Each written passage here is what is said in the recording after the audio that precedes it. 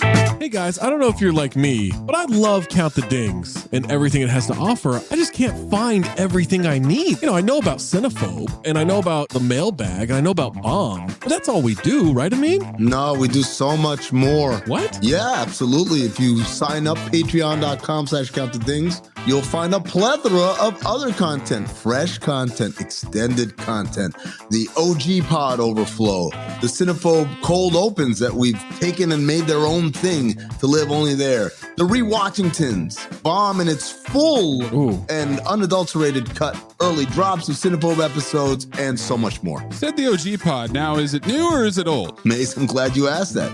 It is a new incarnation of the old OG pod. Oh. So it's me, Zach, Trey, Waz, Tom. I love those guys. Just like we always were. Going back to the True Hoop days, we're recreating that magic, recapturing it, and putting it back out. We're talking hoops, we're talking pop culture, and most importantly, we're talking for 40 minutes for free, but then another specific Patreon exclusive segment for every one of those episodes. Funny enough about that OG pod, you're getting Tom and Trey on Mondays. You're getting me and Waz, aka Zosny, on Wednesdays. Amin's floating in between. I'm a floater. You never know when you're going to get Amin in those, so you got to listen to them all. And what if I'm not sure what Mayes looks like? Because I've always thought he's a fat man with a fedora. He's got a weird voice. How can I see for myself what this Mayes character actually looks like? It's crazy you don't know the answer to this because it's the Cinephobe Pod YouTube page. What? The CT5s on the Cinephobe Pod YouTube page,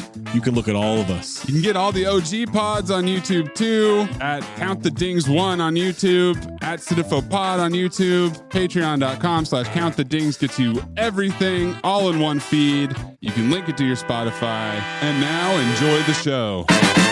Hey listener, Underdog Fantasy is the easiest place to play fantasy sports. Also, the fastest growing fantasy app in the industry. You can play Pick'em, pick whether your favorite players will have a higher or lower total in each stat for this week's games for a chance to win big. You can actually win up to 100 times your money in a single night. That's right. I didn't say 10. I didn't say 20. Up to 100 times your money. Pick between 2 and 5 players, build a Pick'em entry. My favorite feature, you can make rivals picks. Pit 2 players against each other. Wembanyama versus Nikola Jokic. Tim Hardaway Jr. versus Norm Powell.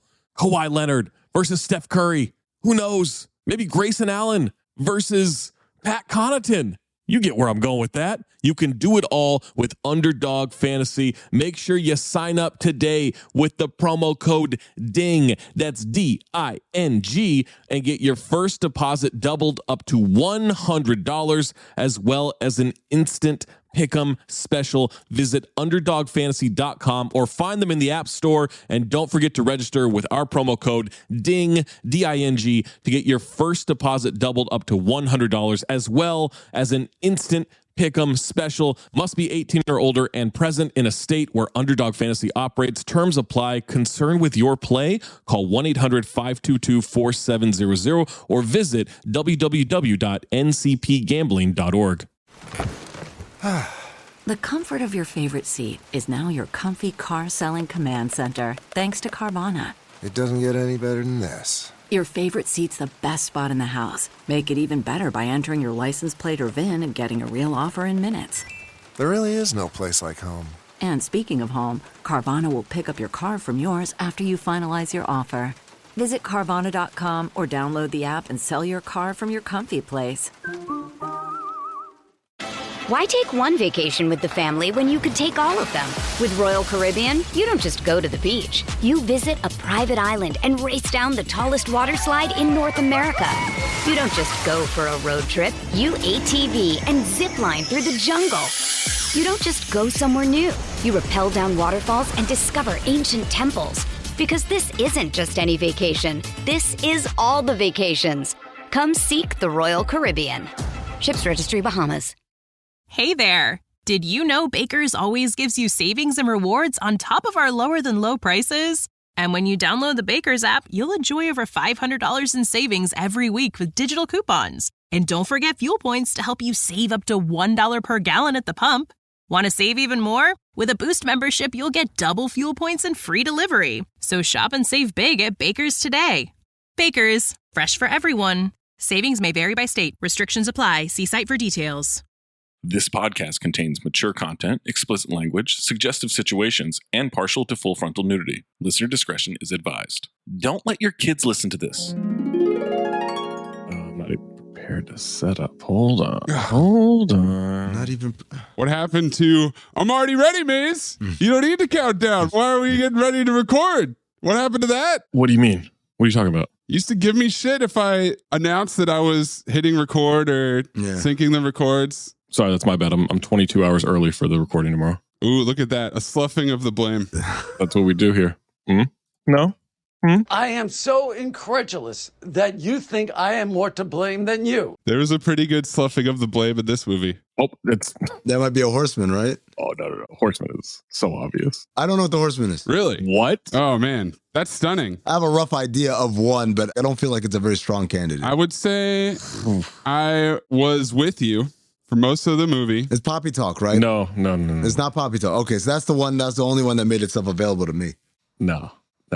All right. Maze, did you think it was Poppy Talk? Poppy Talk is on my list. It's in the race, but it's far behind. I had one that I was thinking about. It's one of our terms, but it applies to something specifically that this movie does. I mean, we'll talk about it quite a bit, I'm sure. Bingo? Oh, boy. That's the other one. I was like, I mean, I guess a tinge. it's on my list as well. Bingo's on your list? It's a cosmic mix of the action of the 90s combined with the exploitation films of the 70s. But with modern touches, it's hyper-violence, but it knows that it is. It's a little bit Tarantino. It's definitely a little bit Michael Mann. It's kind of a cosmic gumbo. It almost moves to the beat of jazz.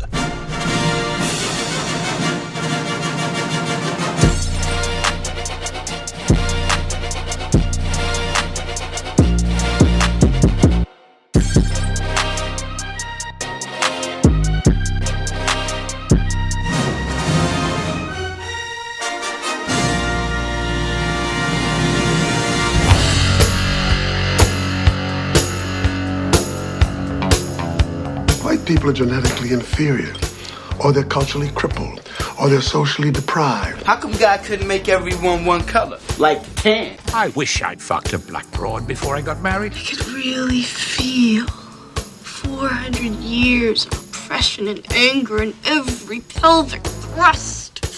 I can smell horny across an ocean. Not all women. Good for you, man. Good for you. Good for you. Just the hot ones. Hello, Oprah. You're not allowed to go down on me for 1 month. No, Judith, Don't please. make me take away your masturbation privileges. Yeah, I'm horny too, baby. Hey, Charmin, come on down here. Will you want to exercise my dominance? Scaring. I'm getting a patriarchal urge.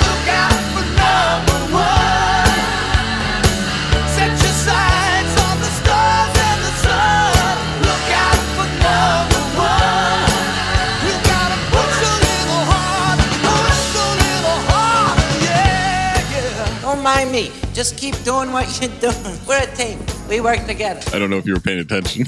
I wasn't. Please, goddammit! Just one more drink! I'll cut off your tits with a knife, you bitch! 5 whiskeys. That's breakfast on the river. Yo, you have to clip it, Maze. Clip what? A fucking tiger? What are you talking about? It's not that hard. Just chop, boom, out. Wow, Maze has a really hard job. This is going to be the worst episode we've ever done. My people don't give a ding-dong diddly about what flag fly over Hawaii. You bore me, Fury. Where is the microfilm? He's nothing but a bag of meat and flesh and tendon. Why didn't they just name him Spaghetti Lasagna? Fuck, this movie is 2 hours long? This is like the John Gruden emails of movies. Do you like ducks? Or a trench coat full of bees flying around? Like, that would scare me. Imagine bees are cool. That's a duck, man. No, I get it. Coolio. You're the devil's baby, mama. I didn't lie, Annie. I just didn't tell you certain things. Don't play no reindeer games with me. An American ninja? What are you talking about? There's no such thing.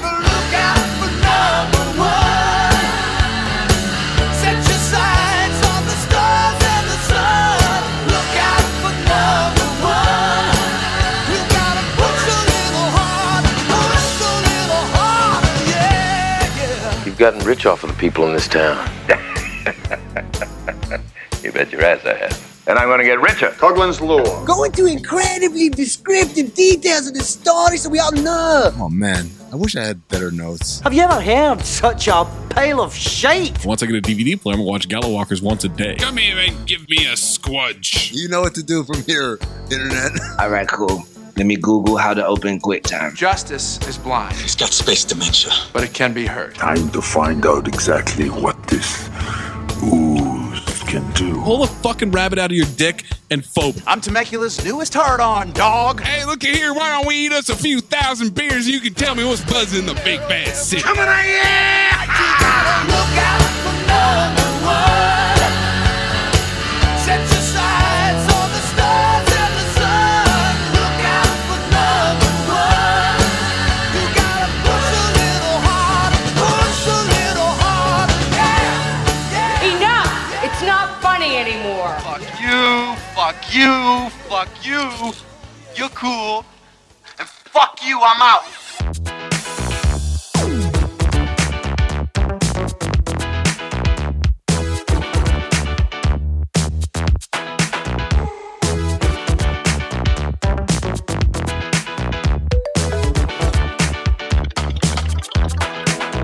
Welcome to Cinephobe, the podcast. We break down the movies you're afraid to admit you love. I'm Zach Harper. That's Amin Al-Hassan. That's Anthony Mayes.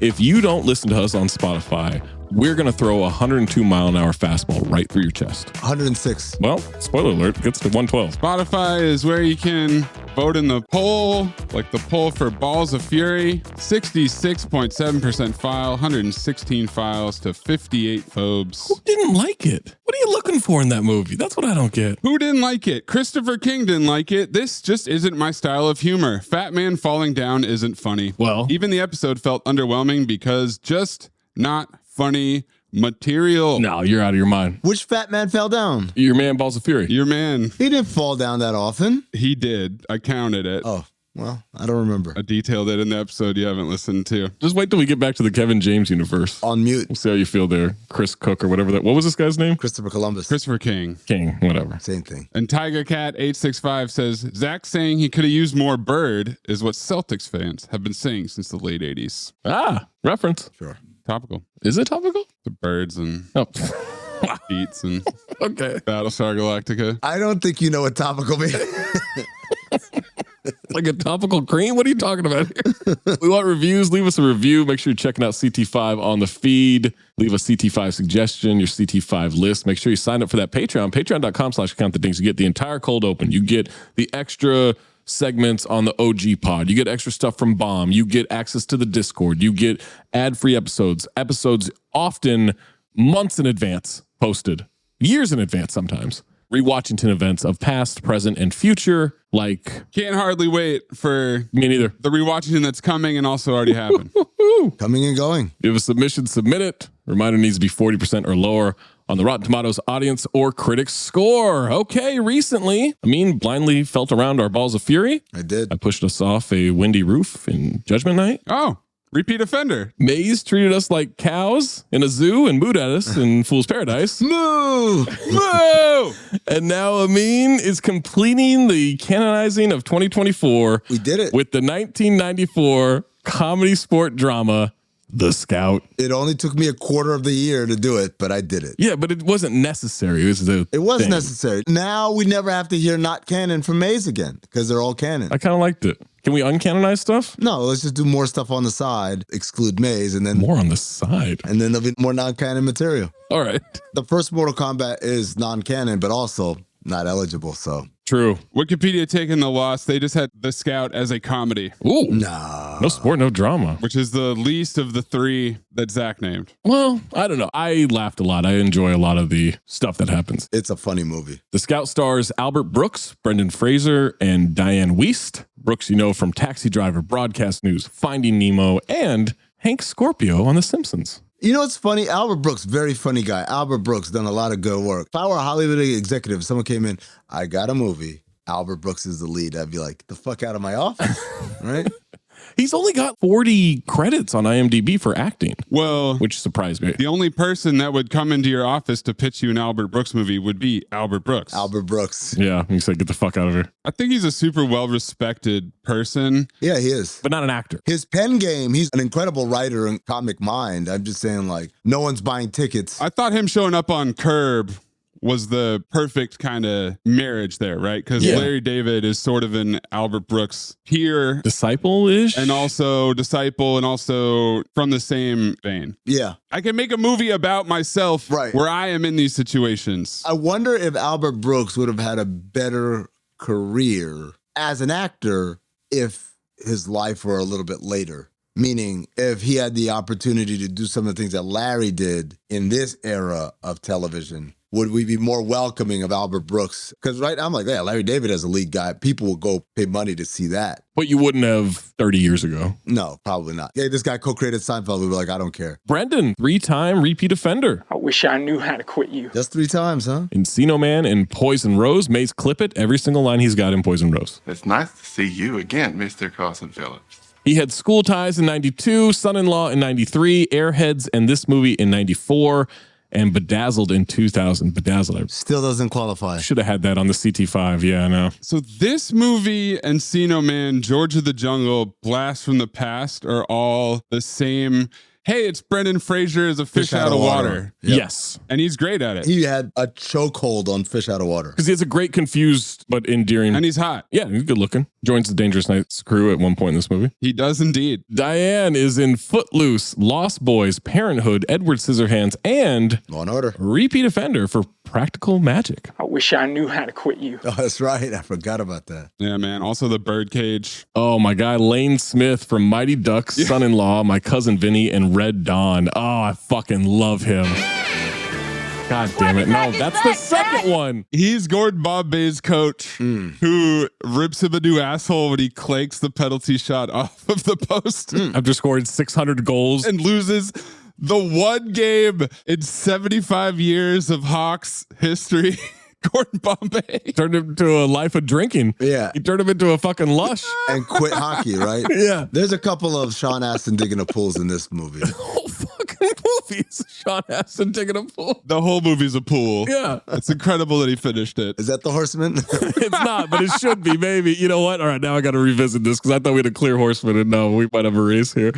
Man, Lane Smith in My Cousin Vinny, one of the all-time performances. Love him. Repeat offender Michael Rappaport from Deep Blue Sea and Kiss of Death. I wish I knew how to quit you. Repeat offender Barry Shabaka Henley from Fallen. Repeat offender John Acapadice from See No Evil, Hear No Evil, and A Low Down Dirty Shame. Why are we not supposed to be offended by that, but you're offended by any time someone speaks in Spanish? What happened? What did I do? The way you pronounce that name. Capodice? Yeah, but you didn't say it like that the first time. I'm not doing the whole Italian thing, all right? Guess what? I'm making fun of Irish too. Deal with it. Okay. Fuck St. Patty's Day. All right. At Talk Hoops on Twitter. You want to come yell at me? Weeks ago. Years ago. Years ago, but Mays, if you could clip in the Guinness commercial with the Pilgrim. As a national holiday yourself, how do you feel about the brewers of Guinness petitioning to make St. Patrick's Day an official holiday? Wow. You have got some brass, son. Brent Rickaby, repeat offender for A Million Ways to Die in the West. Steve Easton, repeat offender for Ed. John LaMotta, repeat offender for American Ninja. Frank Slayton, repeat offender for Rhinestone and Rocky IV. Harsh Nair from Men in Black. Just Kidding Simmons from Oz. Repeat offender Stephen M. Porter from Almost Heroes and Leprechaun 5 in the Hood. Bob Costas from Basketball, that fucking hack. George Steinbrenner from Arliss. Tim McCarver from Deion Sanders dumping water on him in a locker room. Please clip that. And after this confrontation, Tim McCarver confronted Sanders. McCarver's right here. Right now, here you go. I got a real man. You know that? Miss, you are a real man, Deion. I'll say that. Keith Hernandez from Seinfeld. Roy Firestone from Jerry Maguire and Joanna Man. Ozzie Smith from The Simpsons. John Maxgo, I don't know how you say that name. Repeat offender from Last Action Hero. Paul Vincent Rapisarda, repeat offender from Last Action Hero. The Scout is directed by Michael Ritchie. Michael known for Bad News Bears, Fletch, Wildcats, Digstown, and repeat offender for The Golden Child. I wish I knew how to quit you. Good resume. Also semi-tough. The Burt Reynolds movie we've talked about many times. Oh, that's right. Yes. And Cool Runnings. There are 4 writing credits on this. Robert Angel. Oh, nice. Gets credit for an article. Yeah, it was based on an article, man. Really? Is it a true story? I'm going to let you in on a little secret. I mean, they changed some things. Clearly not the World Series game, though. That happened. No, that happened. Yeah, he started game 1, his debut. That's what the article was about. They made up the rest. Yeah. Andrew Bergman, screenplay credits. He wrote, This was stunning to me. Blazing Saddles, Fletch, Soap Dish, Honeymoon in Vegas, and Paws of Fury, The Legend of Hank. What? Also, striptease in there, but Honeymoon in Vegas qualifies. That will happen someday. Albert Brooks, screenplay credit, wrote Defending Your Life and Lost in America. And then Monica McGowan Johnson, also screenplay credit, wrote Lost in America with Albert Brooks. Yeah, they wrote 4 movies together, also Modern Romance, Mother, and The Muse. Synopsis for The Scout. The story of a baseball scout who discovers a talented but troubled baseball player. Yeah. Pretty straightforward, yeah. Troubled is throwing 115 miles an hour in that sentence. Tagline, if you pray hard enough for a miracle, miracles can really happen. Okay, that's a terrible tagline. There's no point in this movie where I think he prays. There was a little bit. There's no miracles that happen. All the prayer happens by Michael Rappaport. Yeah, I guess. There was a splash of it, but that's wild. It's the only one. That's it. They flat out mailed it in, yeah. I struggled to find a budget, but I did see somewhere it said $20 million estimated budget. Yep, same. And then grossed $2.6 million worldwide and US. Wow. Flop City. Flop City indeed. So like I said, if I'm a Hollywood exec and someone walks in and says, I got a great idea for a movie starring Albert Brooks as my lead, probably the answer should be, get the hell out of my office. Thanks, but no thanks, yeah. Before we jump to this movie and you listen to the rest of this podcast, The Scout is a rental. They're trying to make that money back, man. I also chose not to buy it, which I kind of regret now. It was only $1 more to buy it. It was $1 more to buy it. I was like, nah, when am I going to watch this again? And then, maybe I would. We'll find out. End of the episode. What a tease. The Scout receives 31% on 26 reviews from the critics on Rotten Tomatoes and 22% from the audience on over 5,000 ratings. I believe everyone who actually saw this movie in the theater left a review because no one has seen this movie. Amin, check the positive or the negative reviews. I'm a fastball kind of guy. Zach, give me the positives. Hey, John, that's weird. That glass looks half full to me. Wow. Now that you mention it, it is half full. What? I don't know. Fastball kind of guy. I tried to do baseball lingo and I realized I didn't know what I was talking about. Shake it off. Shake off the sign. I don't know what those mean. Well, 1's a fastball, 2's usually a curve, 3's usually maybe off speed or a slider or something like that. The reference to the movie. Is that real? What do you mean, is that real? I thought it was like a change from team to team. It got more complicated later. Yeah, they will switch up signs if someone's on second base or someone can see, but it is almost always 1 finger down is a fastball. 2 fingers, they throw you a curve. And you're choking at 7. You're choking at 7 fingers down. Really? Really? Really? Danielle Solzman of Solzy at the Movies. Solzy? No one calls her Solzy. There's no doubt that The Scout could be a stronger film, but filmmaker Michael Ritchie and the cast make the best of it. That's maybe the worst thing you can say about a movie. They made the best of it. Yeah. That's not a compliment. Yeah, like what are you doing, lady? Dennis Schwartz of Dennis Schwartz Movie Reviews. Schwartz is strong in you. Strikes out as drama, but has a good eye for comedy. Anderson Jones of Detroit Free Press. The last in a long series of baseball flicks this year. This one's the most believable. Yet it still doesn't quite manage to hit one out of the park. First of all, not believable. Second of all, I made the list. Do you guys want to do it now or do you want to do it in the trivia? Do it right now. Yeah. All right. So after Bull Durham, Field of Dreams, and Major League made over 200 million combined. And that's back then. That's in the 80s. That's a shitload of money. A lot of money. They made 16 baseball movies from 1991 to 1996. Woo. Talent for the Game. Edward James Olmos is a scout looking for a pitcher. Sound familiar? The Babe with John Goodman as Babe Ruth. Not good, and I love John Goodman. The Comrades of Summer, which sent Joe Mantegna to manage a Soviet baseball team. Okay, I'm interested. A League of Their Own. Oh, banger. Everybody knows that one.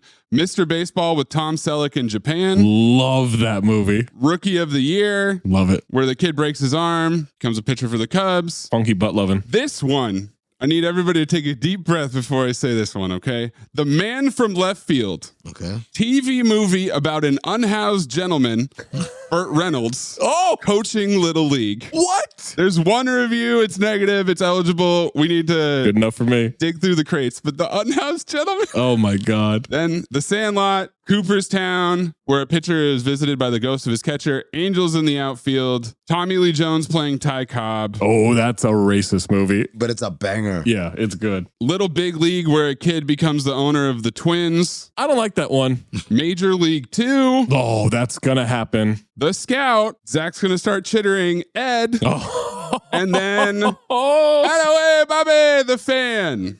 So we've done the last 3 there, but that is 16 baseball movies in 5 years. And I'm guessing, besides A League of Their Own, and maybe The Sandlot, I don't know what's a major box office success. Richard Schnickel of Time Magazine. Do the voice. Schnickel Rick. Schnickel Rick. The Scout is the best comedy fantasy about baseball ever made, which goes to show that if Hollywood keeps trying, eventually someone will get it right. Fantasy? I don't know. It is pretty fantastic. Cuck O'Leary of Fantastica Daily. 3 out of 5. Hal Hinson of Washington Post. A genuine and immensely enjoyable curiosity. There you go. Blank User. 4 out of 5 stars. It's a guilty pleasure. Is it good? No. Is it enjoyable? Yes. Harsh. Blank User. 3 out of 5 stars. Have on DVD, followed by 9 exclamation points. Blank User. 3.5 out of 5 stars. An underrated movie. It wasn't meant to be a realistic portrait of a possible true story. The movie is like a metaphor. It's a fantasy movie framed in a real ambient. Very entertaining and really charming, especially because of Albert Brooks, Fraser, and Wiest.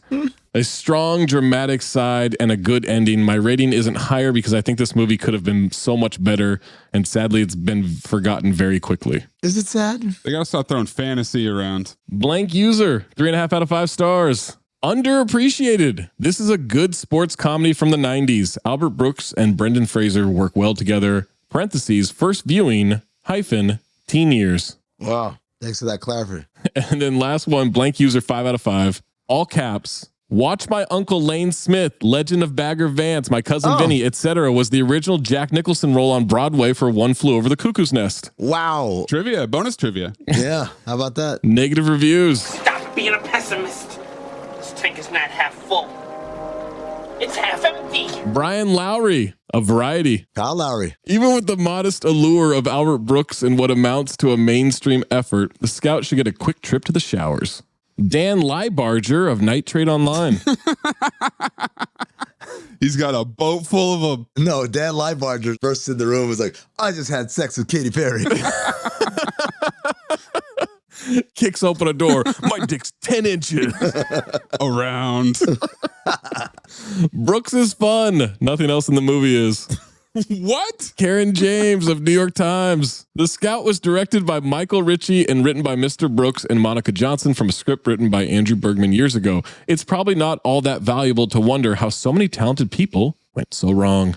Shut up. No. Kidding me? Why? Shout out to Karen James. Coworker. Oh. Shelley Iliff of Palo Alto Weekly. This is the laziest piece of work in the fall big screen lineup so far. Oh, come on.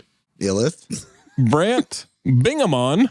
What? Very close to Bingo Man. Yes. Bingo. Dangerously close. Oh, Bingamon? Bingamon. The Jamaican version of Bumbleclad Bingamon. The Bingamon. Of the Austin Chronicle.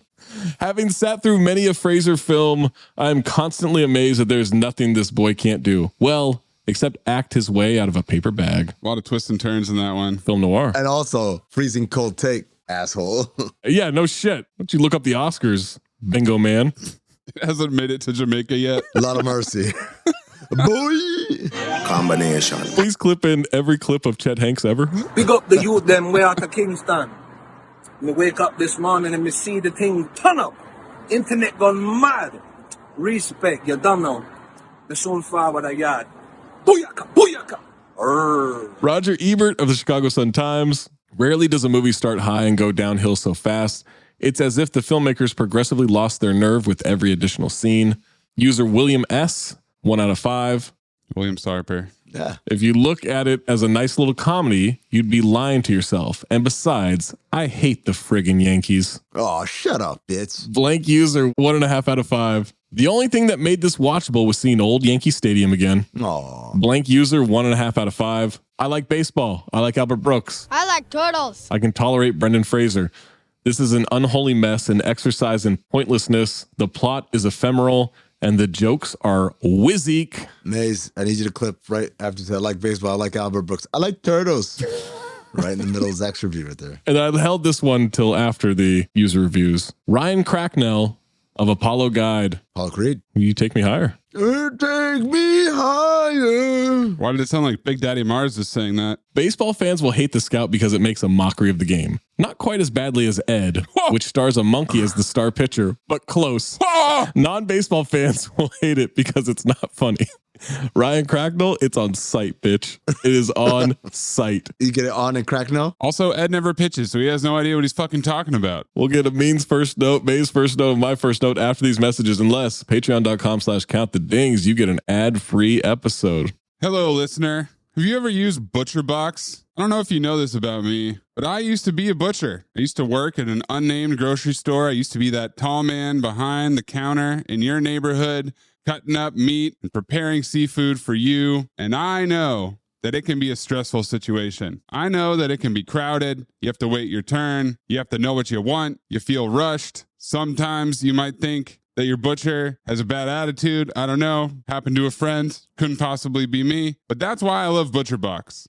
ButcherBox brings you peace of mind. You can easily find high quality beef, chicken, pork that you can trust is humanely raised. There's no antibiotics or added hormones. There's the ultimate convenience of not having to deal with butchers or the crowded meat counter after a long day at work. It's delivered right to your doorstep. There's always free shipping, and there's incredible value. You're getting really high quality products at an amazing value. You get exclusive member deals. You get recipe inspiration, guides, hacks. A little hack from my butcher experience. The petite top sirloin, which is about half the price of the New York steak, is a very similar cut with a fat cap on one side, and you get very good tenderness out of the petite sirloin. If you've ever been to a Brazilian steakhouse and you see them talking about picanha, that's the petite sirloin. With ButcherBox, I'm always prepared. I always have meat on deck for a grill and chill, a cookout,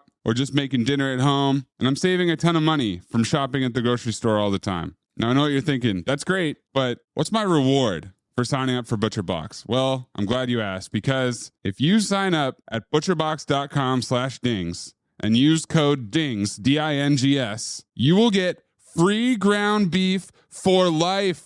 For life. Enough ground beef to fill the Nile, plus $20 off your first box. That's butcherbox.com/dings. Hey, listener, when I'm on the move, I like to listen to things. I know it's crazy, but I do. I like to listen to things. It's what keeps me going. And thanks to my Raycon everyday earbuds, I've never had better sound quality. I've never had better product quality than the Raycon everyday earbuds. Here's the thing about them. They're half the price of the other premium audio brands. So I actually have two pair. I have a pair that I keep in my work bag, where I put my laptop when I'm on the go. I'm going to go right at a coffee shop just in case I'm forgetful and don't bring my other pair. That's how good they are. Other pods that you might put in your ear, it's okay for like listening to a podcast. You're listening to music on those things. It sucks. Not with the everyday earbuds from Raycon. It is unbelievable audio quality. You feel like you're in a studio. You truly do. And they're comfortable. They have these optimized gel tips that are designed to fit comfortably in your ears. And here's the thing, and this is going to be crazy. I know, they stay there. I can run after the dog with them in. I can take a jog. I can be working out. I can be lifting weights. It doesn't matter. They're going to stay in my ears, not like the other ones. They're everywhere with me. Again, I have two pair. I have one in my work bag as a backup, and I have one that I just throw in my pocket every day. They're unbelievable. 3 customizable sound profiles, the tap functions on the earbuds, the noise isolation, there's awareness mode. There's everything you would want in a product. And guess what? Not only are they the best product for your ears, you're getting a little deal here. You go to buyraycon.com/cinephobe today. You get 20% off your order plus free shipping. That's right. You'll get 20% off and free shipping at buyraycon.com/cinephobe. That's buyraycon.com/cinephobe. Why take one vacation with the family when you could take all of them? With Royal Caribbean, you don't just go to the beach. You visit a private island and race down the tallest water slide in North America. You don't just go for a road trip. You ATV and zip line through the jungle. You don't just go somewhere new. You rappel down waterfalls and discover ancient temples. Because this isn't just any vacation. This is all the vacations. Come seek the Royal Caribbean. Ships Registry, Bahamas. It's only a kick, a jump, a block. It's only a serve. It's only a tackle, a run. It's only for the fans. After all, it's only pressure. You got this. Adidas. Amin, what is your first note? First note is 20 CB suitcase, 20 CB TV, 20 CB infomercial starring Tony Little.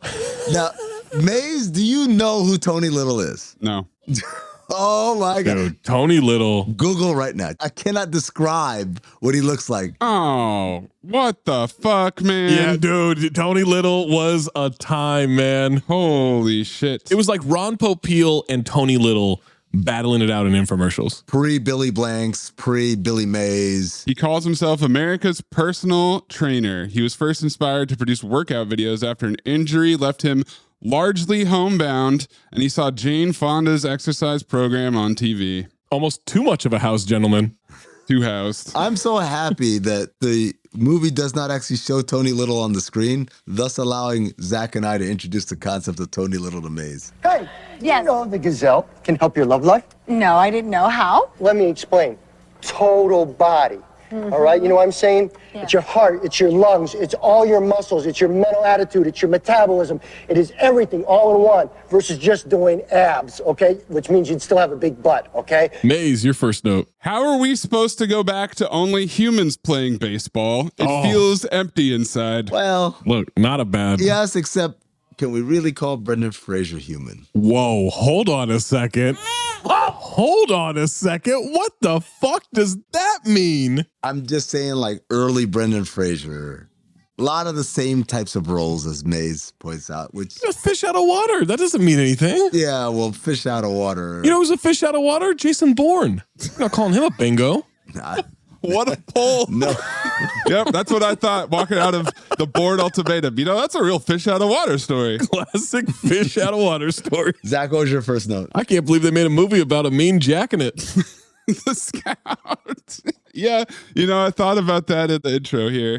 Tagline. We get a shitty little car pulled up to a shitty little motel, and Albert Brooks is wearing a CT5 bad shitty hat in a motel room. Oh, I don't know if that's a bad hat, man. I kind of like that hat. What? Yeah, I like that hat. Well, I got a lot of notes about this hat. The hat is a main character. It's third build after Brendan Fraser. 100%. Also, it's Ralph's king-size motel. King Ralph, future cinephobe. Yes. Oh, God. Vile, by the way.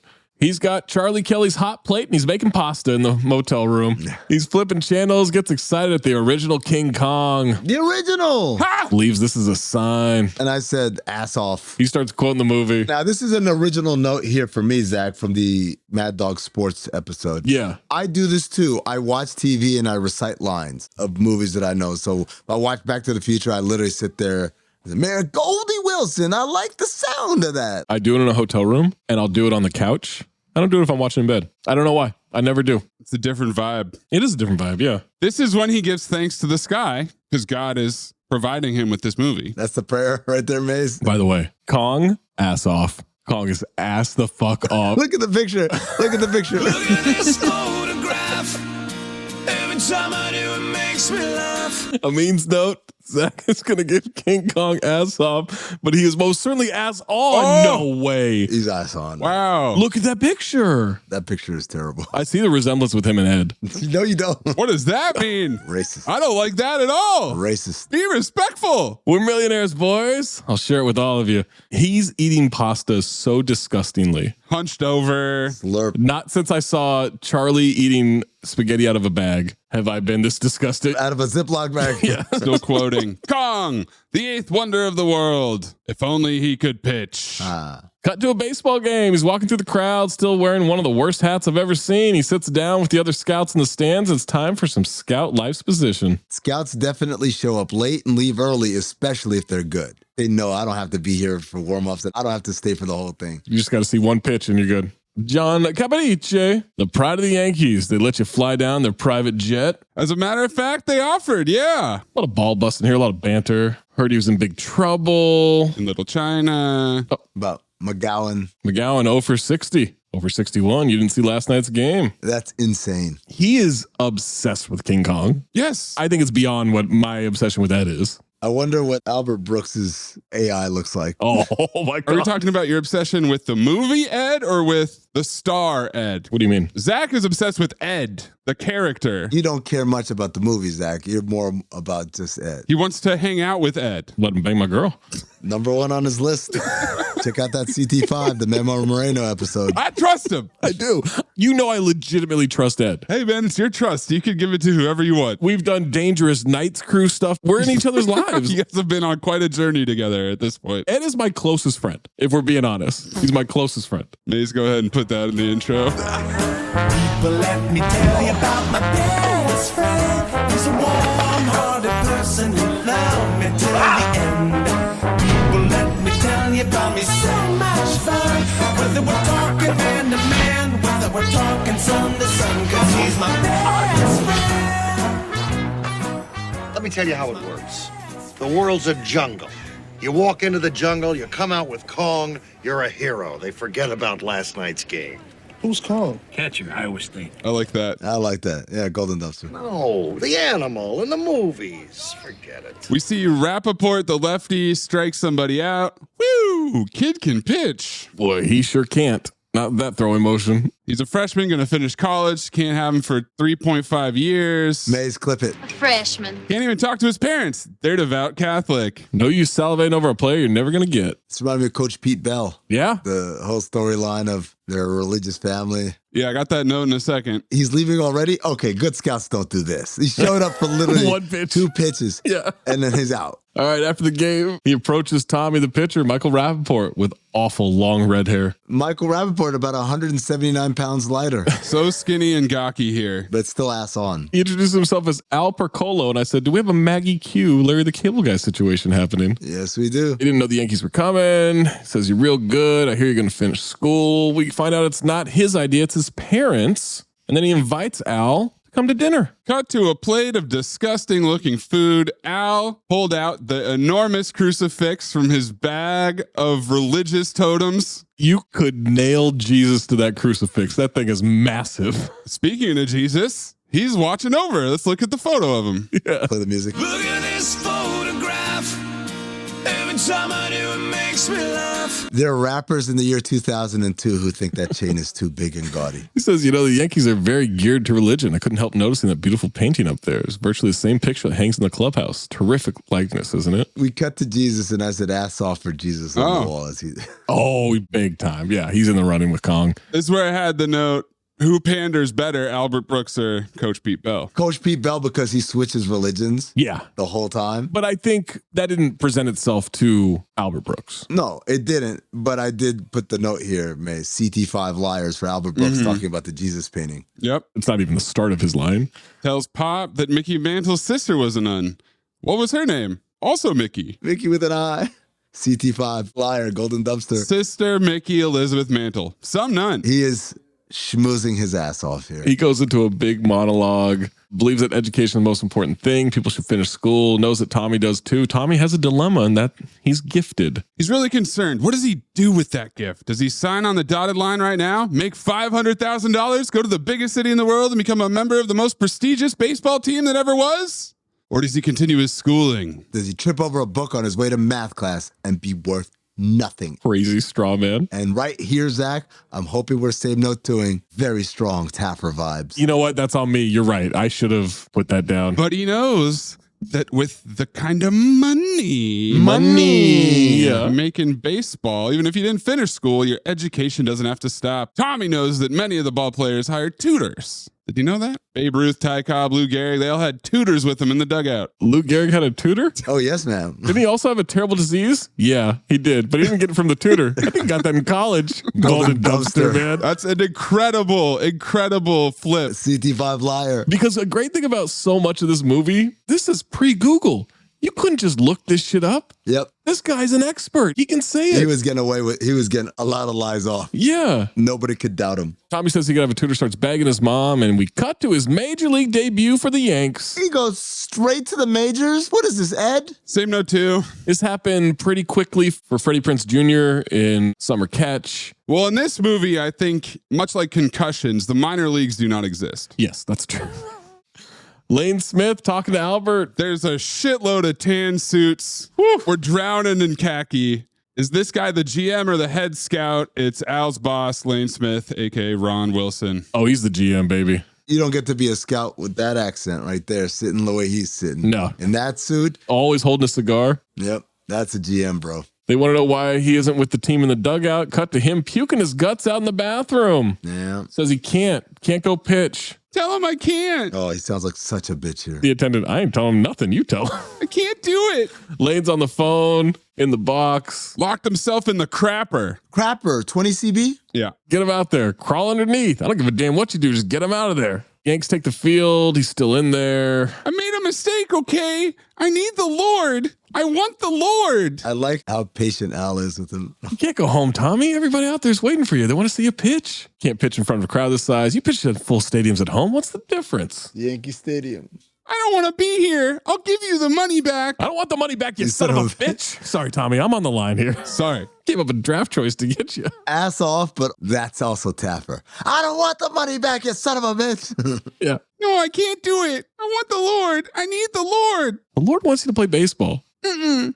He wants me to go home and finish school. He's not interested in you finishing school. That's why he doesn't really care about the graduation ceremonies. That's why they're always in the middle of the afternoon. They'd be at night if it was so important. Just go out there and play ball and don't worry about it. My man is cooking. This is what God wants you to do. I know very little about nothing, but I know this. God wants you to pitch, son. Religious movie. I think I made a mistake. God says people can make mistakes. God never said people make mistakes. Why don't you hear that shit? Yes. God said nothing like that. Yes, He said honor thy father and thy mother and thy Yankee contract. I'm coming under. No. I'm going in. That's Tapper, yeah. We got a young John Sterling. Says, I can tell you what he's doing. He's looking at himself in the mirror in that Yankee uniform and he can't get over it. It's a stunning sight the first time you put that on. Something seems to happen. That dude definitely jacked it the first time he put a Yankee uniform on in the mirror. Zach, it reminded me of you talking about the Utah Jazz broadcast crew. Oh my God. This Jazz broadcast the other night, man. Oh, you cut that off in an awkward time, Zach. That's not the way you talk to a broad, you understand? Oh. That goddamn Jazz broad. I said broadcast. Broadcast. I said broadcast. Supercharge this. The irony is. Oh, God. Bro.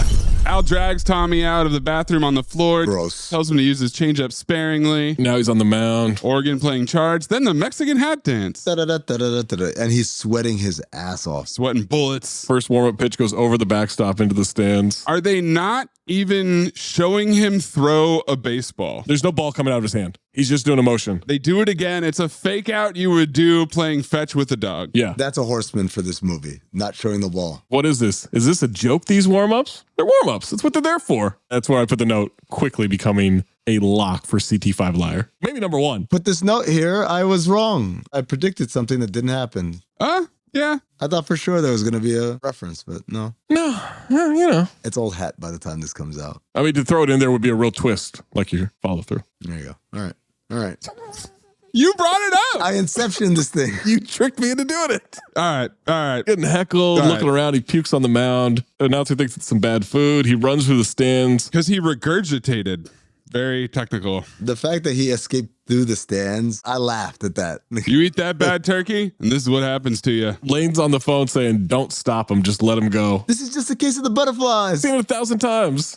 He's running down the road with his clothes over his back. You want to run after him and tell him he's going to be fine? He's running where? I don't know, Al. Somewhere towards the turnpike. I want to see you in my office in 5 minutes. Tommy Lacey's very expensive, very brief big league debut. Now they're in the office and he's got a map of Mexico, a magnifying glass. He's just calling out names of towns. Vapa de Lapa, Nochitos, Escondrio, Playa del Muerte. Worse with the southern accent. Mace, please clip in Lou Dobbs. The Mexican city of Huartulá. Smoking a cigar.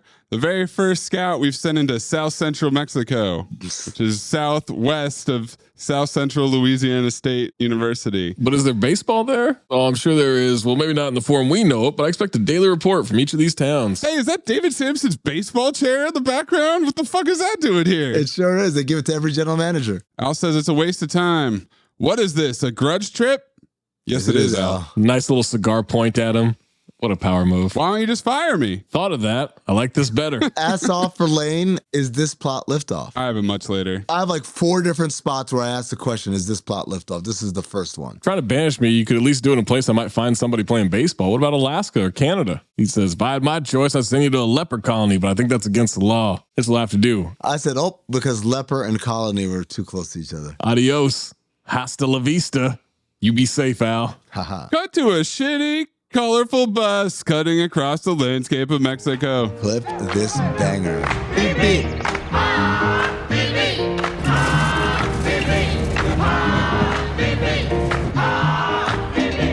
Close up of a sweaty ass Albert Brooks and his stupid fucking straw hat. Man, he's got a dedication to this dumbass hat. I thought you liked the hat, Maze. Now it's stupid. I never said I liked it. Oh, okay. I said he liked it. He's in the stands. Baseball field full of livestock. Guy in the crowd. Golden Dumpster nominee eating a hot sauce drenched hoof. No, he's not. He's fake chowing it. He doesn't take one bite of that thing. Yeah. Not one piece of meat comes off that bone. He offers it to Al. It's a foot. Is that a foot? Offers it to him again. He's ass on every time he offers, but he's ass off when he's eating. No, he's fake chowing, man. I'm telling you. Where I come from, that's a felony. The pitcher gets a phone call in the middle of the game. Just leaves. There are no umpires. He gets a phone call. Guy steals third, runs into a elote cart.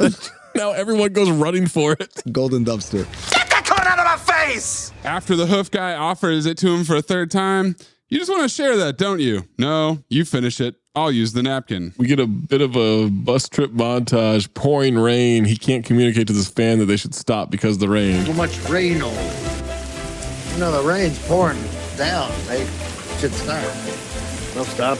Stopo, rain. Alto.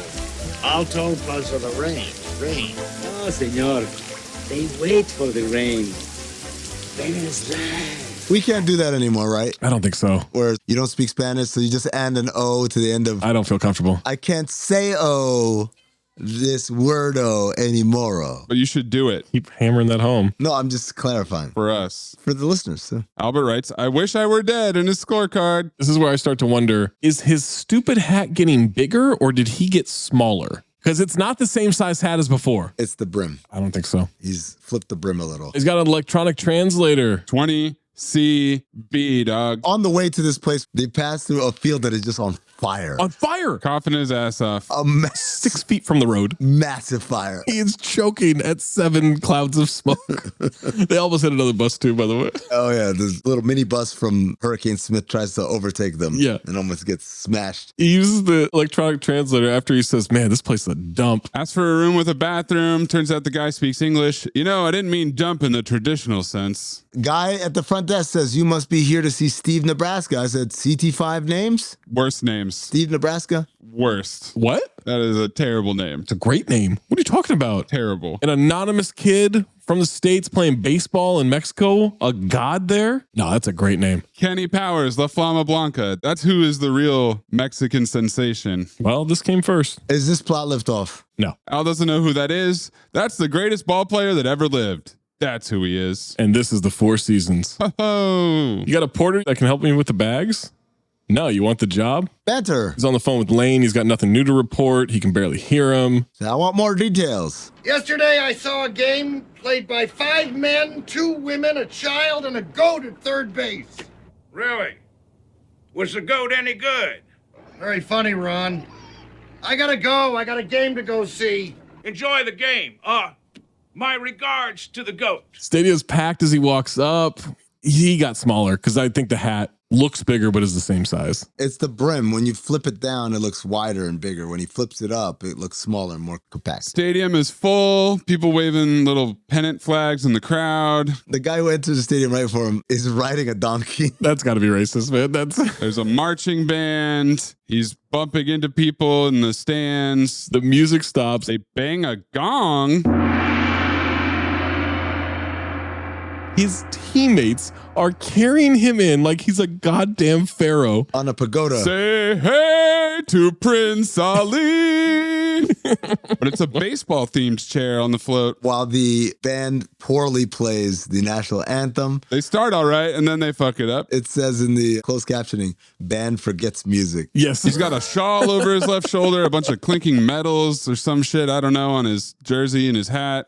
Everyone's giving him a standing ovation. Al is blown away. As he's about to pitch, the marching band plays Charge. The crowd chants Nebraska. Which isn't a great name to chant. And Frazier's smug ass face while he pitches ass off. Him being brought out on the pagoda, was that plot liftoff? No. Still later. Way deeper, yeah. Throws the first pitch, and it is absolute high heat. Chooch. Right down the middle. Once again, don't see shit. What we do every time he pitches is that he does his windup, and then we do a whip hand to the catcher, and he's getting knocked down. There's no ball in any of this. There's not a single ball in this movie. There's not a ball in his hands. And when the catcher catches, is he just closing his mitt? Imagine if it was Balls of Fury shot this way, and every time he hit the ping pong ball, they just whip hand back and forth. An ADR of They do have the sound. This is your basic whoosh sound effect package. They wore that button out. Strikeout on 3 pitches. Al goes, this is unreal. Nobody can touch him. Strikeout after strikeout. Catcher's knocked over every time. Now he's going to bat, warming up, swinging 3 bats at once. Don't tell me he can hit 2. 3. He's carrying 6 bats there. He leaves 4 bats outside the box. 5 dicks. God damn, 5 dudes? Oh my God, 5 dicks? Damn! Crushes the first pitch way over the goat pasture. 700 feet. Mugs to the crowd. Prancing around the bases. There's a nice little skip and a jump around second. I found him. I found him. I found Kong. I found Kong. Dude, you gotta relax. And as that ball soars into Guatemala, you better hold on to your butts. Because we got plot liftoff. There it is. He found Kong. 4, 3, 2, 1.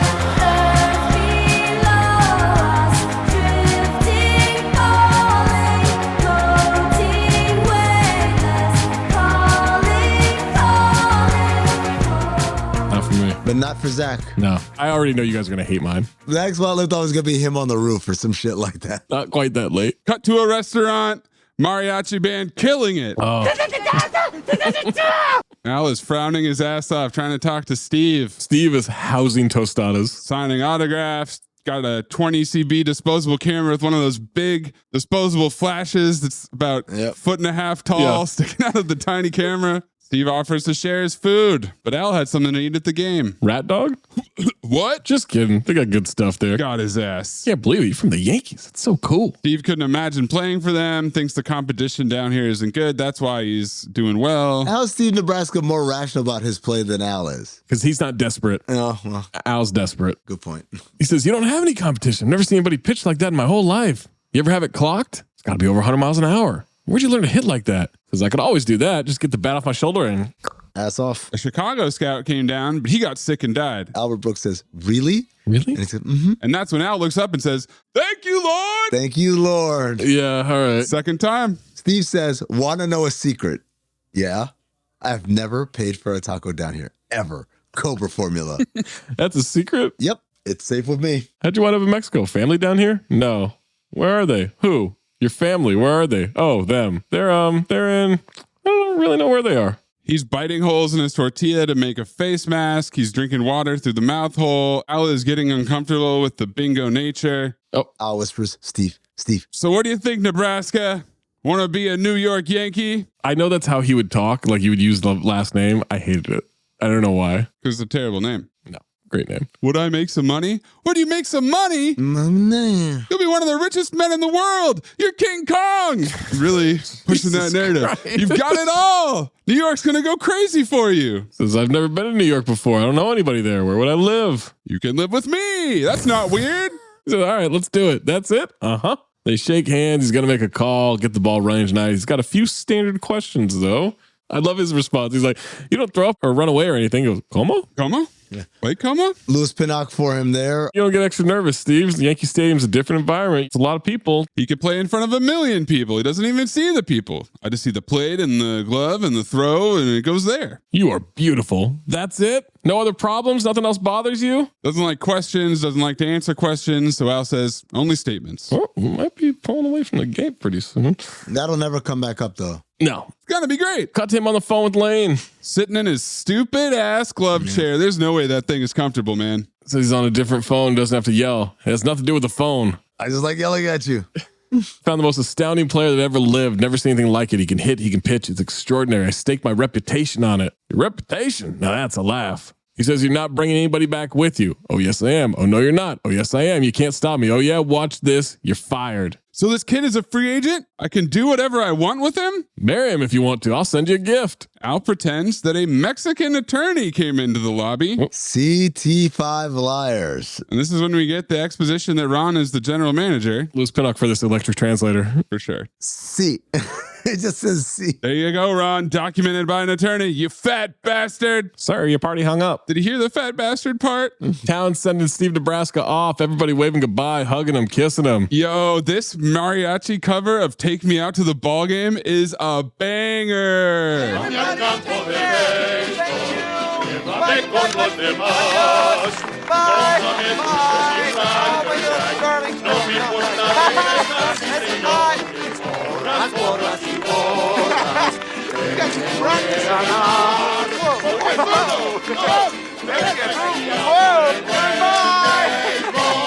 Banger for sure. It's not a CT5 song, but it's close. Ass off for Steve Nebraska as he waves and says, bye, bye, like Seth MacFarlane in A Million Ways to Die in the West. And I talk about Ed too much. It's a great movie. Now they're on a flight at night. Steve has headphones on, singing. 20 CB stethoscope, just like Arnold and Twins. You know the way to San Jose. I've been away so long. I may go wrong and lose my way. Do you know the way? Singing a little too loud.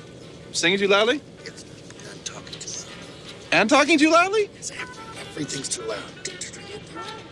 You know why that happens? It's because you get the earphones in your ears, and then you can't hear yourself speak. Make a tune and make you a star. A woman walks by and gives Steve a crumpled note. Al wants to confirm it's her number. Steve has a whole box of them. Yep. Box, that's 20 CB. When he starts going through the numbers in the box, Selena, Gloria, Mays, I need you to clip DMX. Yes. What these bitches want from a nigga. Oh. Baby, tell me what you want from me. There was Brenda, Letitia, Linda, Felicia, Dawn, LaShawn, Inez, and Alicia, Teresa, Monica, Sharon, Nikki, Lisa, Veronica, Karen, Vicky, Cookie. Well, I met her in the ice cream parlor. Cut to the airport. Al's on a payphone. Steve standing by himself, calling out for Al. He's crying out for him like a child in a mall. Wow. Al hangs up, goes over to him. How'd you make that connection, Zach? He's getting anxious. Happened in Paul Blart, too. Like a bingo. Go ahead and say it. Steve gives him a big hug.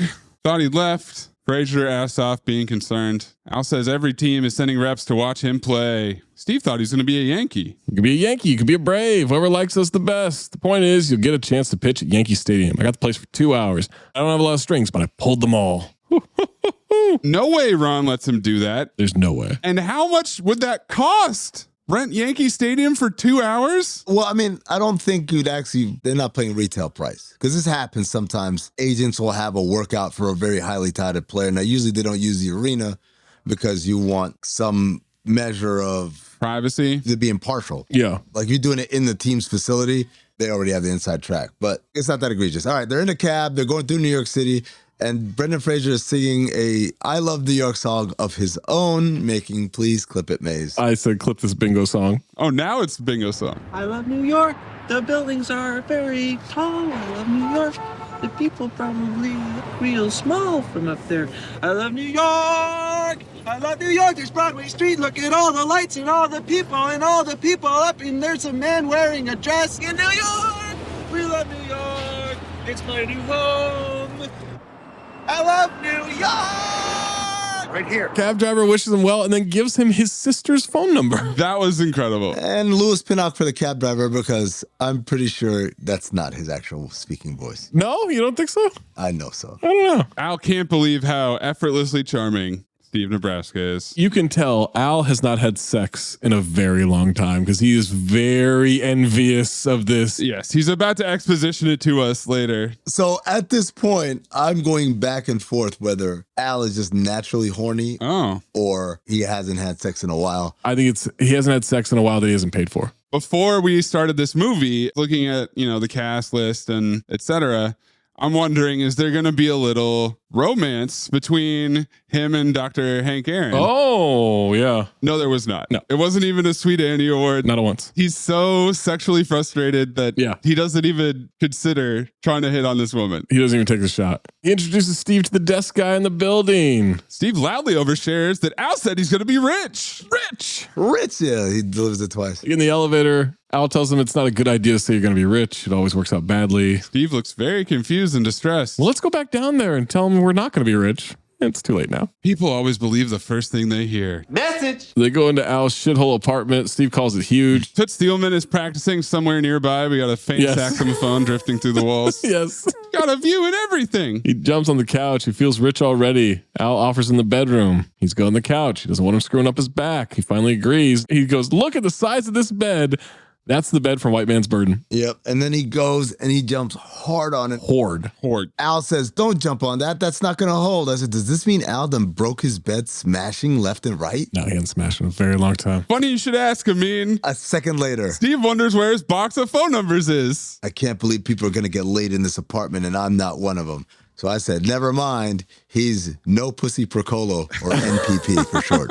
You down with NPP? Oh, man, too soon. That comes a little later. That means that the entire time he's lived in this shitbox, he's never got laid? Dude, look how stressed he is. He's always on the road, you know? No, but he's not closed on the road either. No! You can tell. No. If you're closed on the road, he wouldn't give a fuck that he's back home. He's got a suitcase full of pots and pans. He's got a hot place making spaghetti in every fucking hotel room. He's praying for King Kong to come on television. He's got a garment bag, and then he has like a 20CB suitcase. The 20CB suitcase apparently is just kitchen items. Yep. He's the Batman of cooking in a hotel room. He's got all the tools and gadgets that he needs. His fucking utility suitcase. Future callback on Batman. Yeah.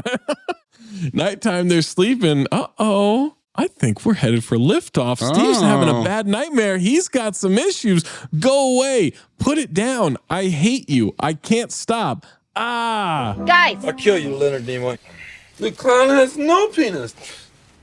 What kind of dreams are you guys having? Got to Yankee Stadium. All these executives and scouts and Steinbrenner's there. He introduces everybody. Thanks, everybody. Lane's annoyed. He says, boy, we got a beautiful day for this. And Lane says, Jesus Christ, he's making speeches now. And I golden dumpstered that. This hat is definitely getting bigger. In my opinion, you're about to see the best ball player I've ever seen in my life. Why don't you be the judge? No more talk. Time to see him. Ladies and gentlemen, Steve Nebraska. Looks at the dugout. Steve's not there. Nobody's in the dugout. Check the turnpike, Al. Banter. Everybody's giggling. Doc Rivers press conference. Yep. Same note too, bro. He finally comes out dressed like shit. He's walking like a bingo. He doesn't need to warm up. Out on the mound, giggling to himself. We get another lie for no reason because he says he's all warmed up. I guess that's what he was doing. Here comes Keith Hernandez. Keith Hernandez's agent must have been working overtime in the 90s. Try to get him into everything. Just for Men commercials, this shit. Seinfeld. He's going to bat in Mets shorts and puts on a Yankee helmet. Yeah. Like young Frank Dukes. He's just a big fan of New York teams. Keith Hernandez walks out and whispers, where's my money? I don't have it on me. Golden dumpster. You know I don't do this unless I'm paid up front. Don't embarrass me in front of everybody. I'll give you the money, okay? Catcher drops a 1. Fastball. Steve shakes it off. Drops a 2. Steve shakes it off. Curveball. 3. Probably a changeup. He shrugs. He doesn't know what the signals mean. Why are you shaking your head no for? I think you're supposed to shake no. Just throw what you want to throw. We do the whip pan thing. First pitch knocks him down. Are they yanking these catchers with a rope? How are they pulling off this effect? Oh, that's a good question. Yeah, they probably are. Because this guy got thrown. Cell phones are out. 20 CB cell phones. Lane asks Steinbrenner how much he wants to pay for this kid. Whatever it takes. Ass on for Steinbrenner. He's about to put on a tour de force right here. Oh, super ass on. Clip Larry David talking about why he played Steinbrenner on Seinfeld as opposed to actual George Steinbrenner. We brought him out, I think, for the last show of the 95 season. And okay, he did it. And then I go into editing and I'm watching the show. And oh my God, he was so awful.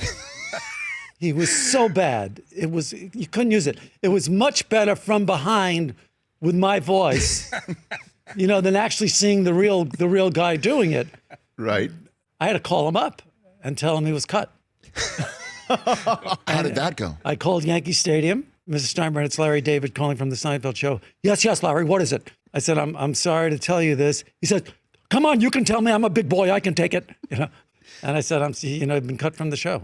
And It's not your fault, but it's just the scene wasn't working, and that was it. How did he take it? He was a big boy. He took it well. So he told you how he was going to take it, and he actually took it, yeah. Keith can't touch the ball. Speed gun must be broke. Says 6th and 7th and 9. Al says he threw 109 miles per hour. Can't be. This thing doesn't go over 100. It doesn't go over 100? 100 miles per hour hasn't been invented, just like the concussion or the minor leagues. I'm sorry. This is 20 CV. No. This is 1994. Nolan Ryan fucking existed for like 15 years prior to this. Not in the scout. Nolan Ryan was throwing like 103. He was the only one. The radar guns they made, you don't do it for the exception. You do it for the rule. And the rule was no one throws 100. No. Now everyone throws 100. No. You're being very 21st century man. No, I'm not. No. You're being very 21st century man. No.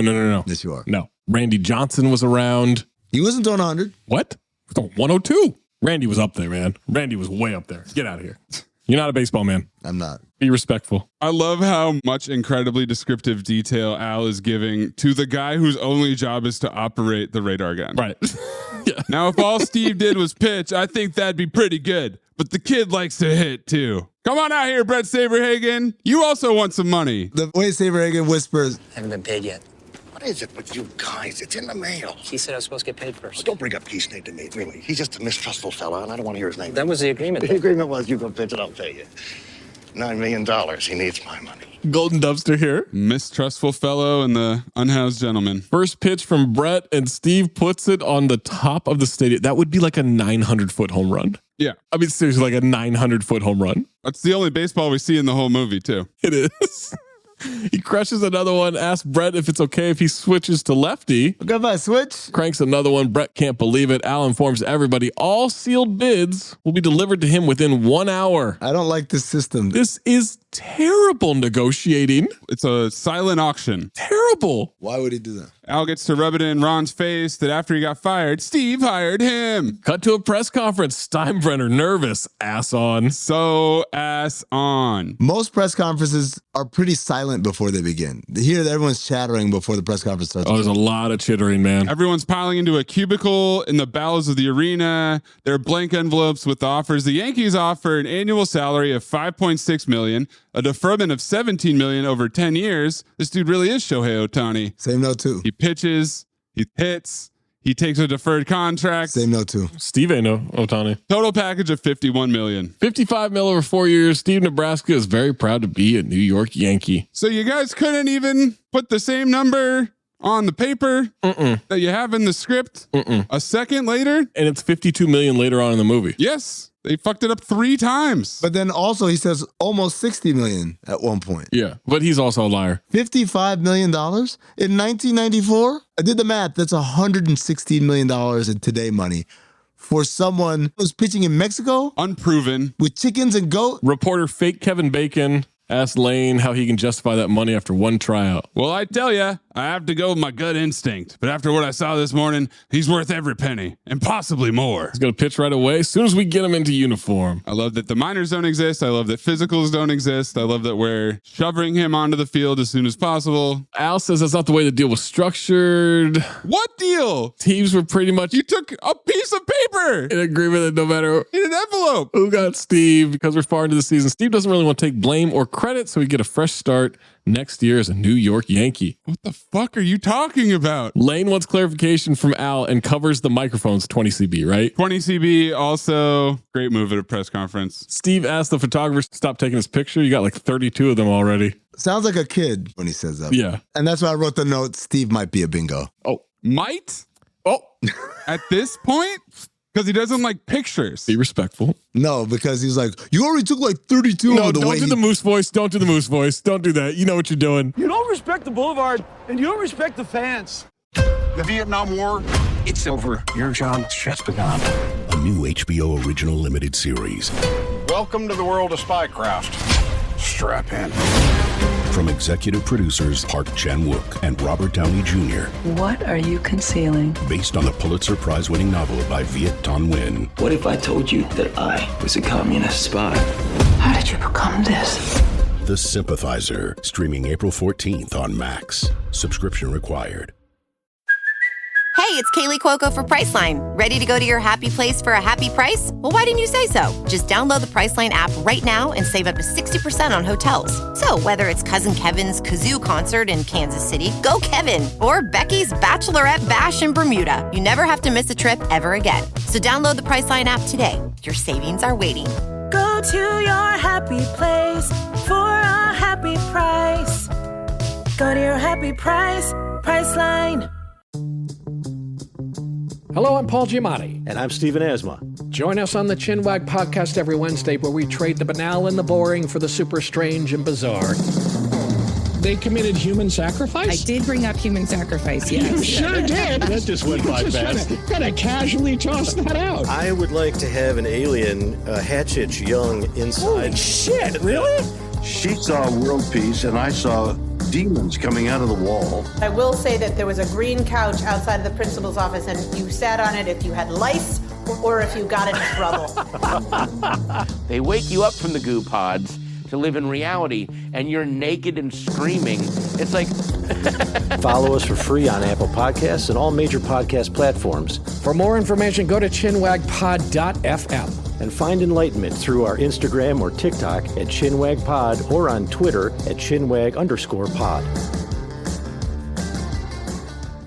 I watched a TikTok. Apparently, Peter Dante and Adam Sandler had a huge falling out. Did you guys know that? Oh, no. Over what? Peter Dante apparently was checking into a hotel in Santa Monica, and he called one of the attendants a bingo. Bingo. Two of the worst bingo words that you could possibly use. Imagine two demographics. Zach is flying through racks of bingo words like the Matrix. Look, I got a lot of possibilities in my head right now. Which one am I going to pick? I feel like I'm in Minority Report right now. Red ball that comes out. Pre-accomplish. Yeah. Bingo. Zach's about to say the bingo word. Are we saying like maybe they're a bingoed bingo? I would say the bingo word to use was like Mystery Lion smoking a cigarette in England. Yes. Okay. Well, the Mystery Lion one, I'm not. How Mystery Lion would approach the opposite sex. His strategy is and then smoking a cigarette in London. But why would those two go together? I'm guessing that the person was both Well, supercharge that real quick just to make sure. Yep. Pretty much spilled all the beans right there. Yeah. This is very pre-strike baseball. Shot 93 because they asked what would happen if the Yankees made the World Series, and everybody laughs. Doc fucking Rivers. This is 2 years before they go on an unreal run of absolute excellence. Dominance, yeah. They hadn't made the playoffs since 1981, and then they would win 4 out of 5 World Series from 96 to 2000. The basketball equivalent would be in 2011 to say, what if the Warriors make it to the NBA Finals? Yeah. Then maybe Klay Thompson will start. Why are they laughing, Al? I'm going to make a deal right now. If the Yankees get into the World Series, Steve Nebraska pitches the first game. Then he tells Steve it will never happen. The reporters swarm him, asking questions, flashes popping, his anxiety is spiking. He starts yelling, "Al!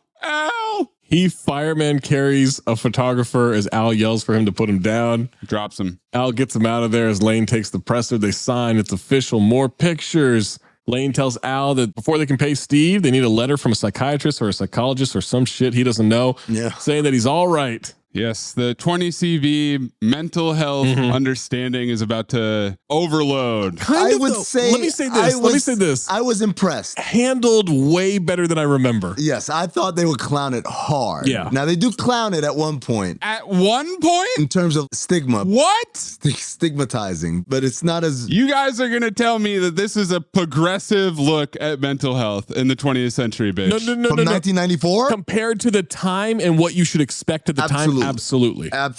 Yes. This is like someone in the 1920s calling someone a Negro.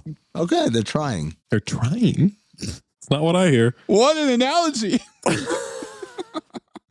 Okay. The contract was ceremonial. It was? Most amount of money anyone has ever been paid. He hits Lane with it was like Frank Iso, hang tough, ceremonial. It was? Steinbrenner wants assurances that Steve's not going to flake out. Al's not going to go through with this. Finds it very insulting.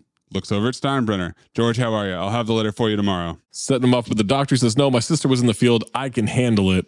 Says as long as they're qualified. I'm not an idiot. Cut to him looking through the yellow pages at a payphone in a diner. 20th century, bitch. The most 20 CB object we've ever had. At a diner, too. The whole experience really put it over the top, man. Not to be confused with yellow pages that Keanu used to beat up the game in Street Kings. Yeah. Because that's kind of like those yellow pages that they continue to deliver at front doors for years after everyone stopped using it. This is an actual functional yellow pages. I need to find a doctor, open it up, look for it. And then I said, Al might be a bingo too, because he literally hired the doctor because her name was H. Aaron. Hammer and Hank. He's such a baseball guy that he sees H. Aaron and fucking jacks it. Steve is going to town on a well-done burger and fries.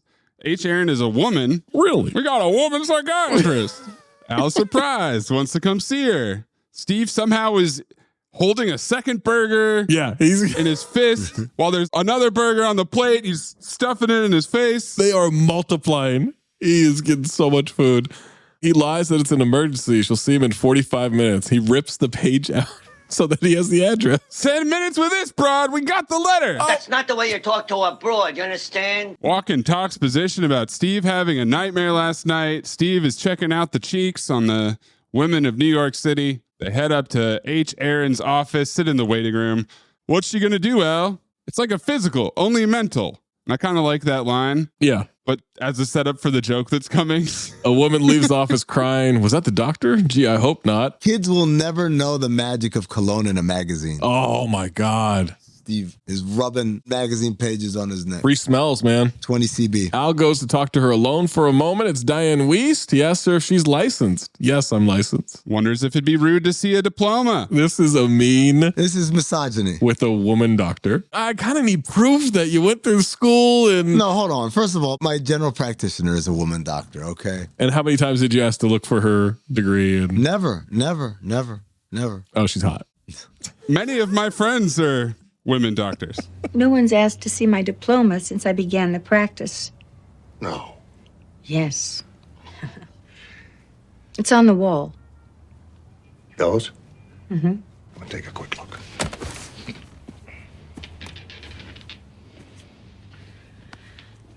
Harvard? Whoa, great. That's the real one? Yes, that's the real one. Harvard? Well, this is very impressive. Anything with a picture on it? Is this a joke? Huh? Is this a joke? No, I just want to make sure it's you. Well, look, it's got to be you. You can't put up a diploma if it's not yours. That's a felony, isn't it? Why don't you tell me what's going on here? Al explains all the tactical redundancy about why he's here, tells her what to write on the letter. Be sure to mention Harvard. Steve's not nuts. He's not going to shoot anybody, not going to run away. You could write a PS, sorry about Billy Martin. Billy Martin? Billy Martin was a prop comic. Just a guy he kept firing until he finally died. Cobra formula. Same note too. She wants to talk to Steve. You don't want to do the letter first? I don't think so. Steve walks in, drops his pants. She's like, what are you doing? What are you doing? Ass off for Diane Wiest, freaking out. He also tore through all the magazines in the waiting room. These smell so good. Yeah, he should have. But again, I'm disappointed as my predictive skills today are really staggeringly bad. I thought for sure we were going to get a menage a note here. Oh my God. No? Just me? I thought we were all going to call him Josh Primo. Good Lord. Dropping Trown. That's a Primo reference. I'm not just joshing you. Primo Speranza? It's a physical. What physical? Al says it's his fault. He told him it was like a physical. She says, put your pants on. She wants to talk to Steve alone, but Steve prefers if Al is in there. He'd be more comfortable. Al uses his hat to cover Steve Nebraska's junk, much like they gently laid Hayden Christensen's hat on his body when he died. Yeah. God damn it, it's the same hat.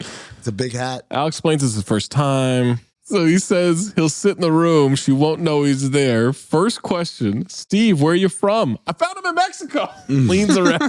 I was asking Steve, and he goes, I answered? He doesn't know that he talked. Golden dumpster, man. That's a liar right there. Steve's not from Mexico. He was just down there for a couple years. And why Mexico? That's where he went. Because it's, he's stammering, and Al interjects.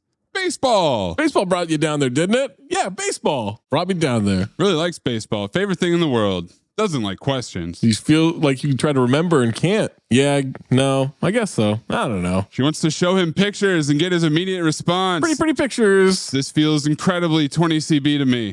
The word association game. Goes into incredibly descriptive detail about a person in a hospital bed. The patient's faking it. The doctors aren't concerned. He's staying in a coma so he doesn't have to pay his bills. Ow, what a great idea. He's tucking that away for later. Dr. Aaron gently tells him to shut the fuck up. He's Teddy Rexing his ass off in this scene. I mean, with medical costs being what they are, he's always got to get another comment in. Next picture, kids on a bus. These guys are in trouble. Steve thinks the driver is going to get real angry and they'll all start screaming and crying. These pics are terrifying, by the way. I think they're supposed to really elicit an emotion there. Right. Well, they did. Well, let's ask Amin. What do you see in these pictures? Yeah, I saw the same thing with the driver and the kids. Like, these kids are going to shut the hell up, and the driver's just going to come there and take his belt off and whoop everybody's ass. Make note of that. Mm-hmm. I know you definitely didn't see a woman crying at the door. There's a woman? No, for the next picture. Oh. She sneezed. Anything else? No, sneezed by the door. Next is a man about to jump off a roof with a life net down below. Batman. Batman? Sometimes he goes without his cape. Mayes clip Batman from movie 43. What the hell are you doing here, Batman? You're gonna ruin this. Calm down. Hey, look, I read on Twitter that a supervillain's gonna bomb this loser meet and greet.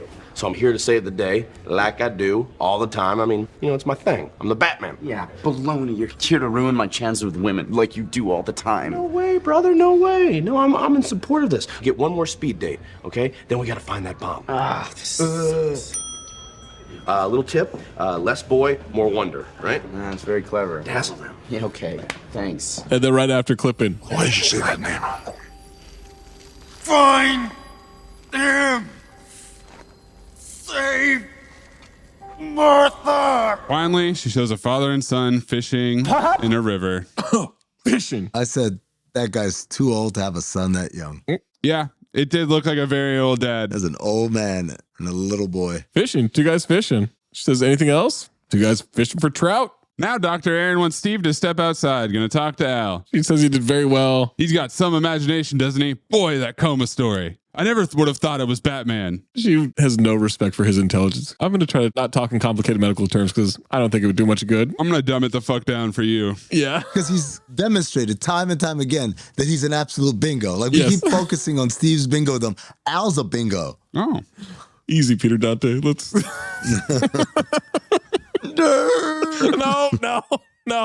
No. He didn't use that bingo word, oddly enough. He's disconnected in some way. It's very interesting. His response to this pic of the father and son, he did not recognize his father and son. It's almost 98% of people show that picture immediately, make that association. We've got a median income of $112,000 in this neighborhood. Al examines the picture.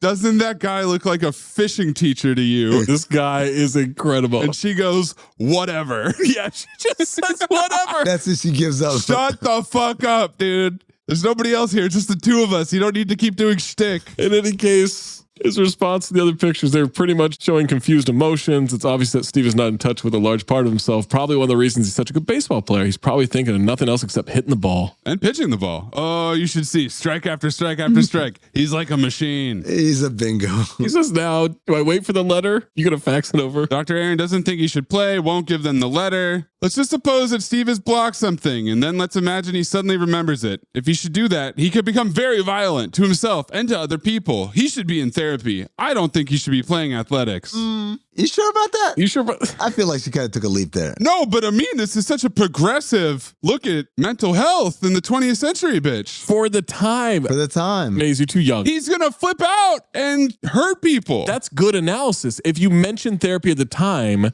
they would be like, oh, you should be thrown in prison if you're going to therapy. Like, that's how it was looked at. The funny farm or the loony bin or whatever. This is where Al gets a little pissed off by saying athletics. More than a little. I don't think he should be playing athletics. Well, he's not playing athletics. He's playing professional baseball. Yeah. I said, excuse me. And by the way, violence is a plus. You ever see those fellas? They're huge. The best ball players never had any memory. Remember Whitey Ford? Know why they called him Whitey? Couldn't remember his real name. Not why. I looked it up. It's because he had blonde hair. CT5 liars. I looked it up right away. I stopped the movie and looked it up right away. He's on fire. He also had a tutor in the dugout. Al's not saying she's wrong. Maybe he's got some problems. He'll work with her, bring him 7 days a week, twice a day, but don't deny him something that he loves. He's selling. He does hit her, but this is a strong sales point. If you do, he'll be the guy you say he is with all his problems, but he'll be poor too. He's got a point, man. Yeah. And instead, he could be paying your fee twice a day, 7 days a week. Because it's all about the money. That's incredibly bad business, though. Come on, man. On the other hand, Al, maybe you could explore, I don't know, a second opinion. Just go to another doctor. Crazy thought. One who is a Yankee fan. You can't get past AA in the yellow pages. Go look for Betty Bonds as a doctor or something, you idiot. Whoa. Betty Bonds. Yeah, Betty Bonds. Vicky Valenzuela. Kimmy Griffey Jr. Who cares? Go find another one that you can fucking freak out about. He says the letter's just insurance. I don't think he's going to play this year anyway. Made a deal for the series. They're not getting the series. This is a great golden dumpster right here. I think you should know Steve might see you as a father figure. It's already starting to happen. I'm trying to fill in those shoes. I'm doing the best I can. I understand. But this is a father Steve might want to put a bullet through. Shuts the door. The look on his face and shuts the door. Deadpan stare. How does he feel about his uncle? Can you tell that from the pictures? Goes out into the waiting room. Uncle Al's got good news for you. That's such a great tag to that whole exchange. Walking down the street, tells Steve you did great. She wants to see him every day. Every day? Steve doesn't feel great about that. Al says it's a good place to dump out his problems. I don't know her. You don't have to know her. She's a doctor. Once you pay her, you know her. Cut to Steve singing Damn Yankees as Al prepares more spaghetti. Sliding around the apartment in his Yankee boxers. Reporters are yelling up at Al's apartment from the alley. They want a press conference with Steve, so Steve throws plates at them. Where's the New York media now, says Monty Williams. They're outside of Steve Nebraska's apartment. I like this line from him. He says, we're not going to do a press conference like it's Romeo and Juliet. Reference. We'll do it at another time. He also says, are you nuts? And immediately regrets saying it. Yeah. And then tries to slough the blame onto his crazy landlady who comes into his apartment to throw dishes. So he's just frisbeeing plates out there at the reporters, hitting them left and right at their feet. He shuts the window. Then Steve asks if he has a knife. Needs a real sharp knife. What for? To cut things with. Al is yammering on, pretending he doesn't have knives. Steve opens a drawer full of knives. I'm all out, and I got some there, so... You know, that's the woman upstairs. I don't think it's right for us to use them. Anyway, she's got some sort of emphysema, so it's a bad idea. He's throwing lies out there. She's got palsy, so she puts lots of cheese on. Al, give me a knife. What happened there? I don't have a knife, I swear. I just don't have one. I can't find one. Oh, you know what? Use that. That'll do for you. This is a butter knife, Al. Yeah.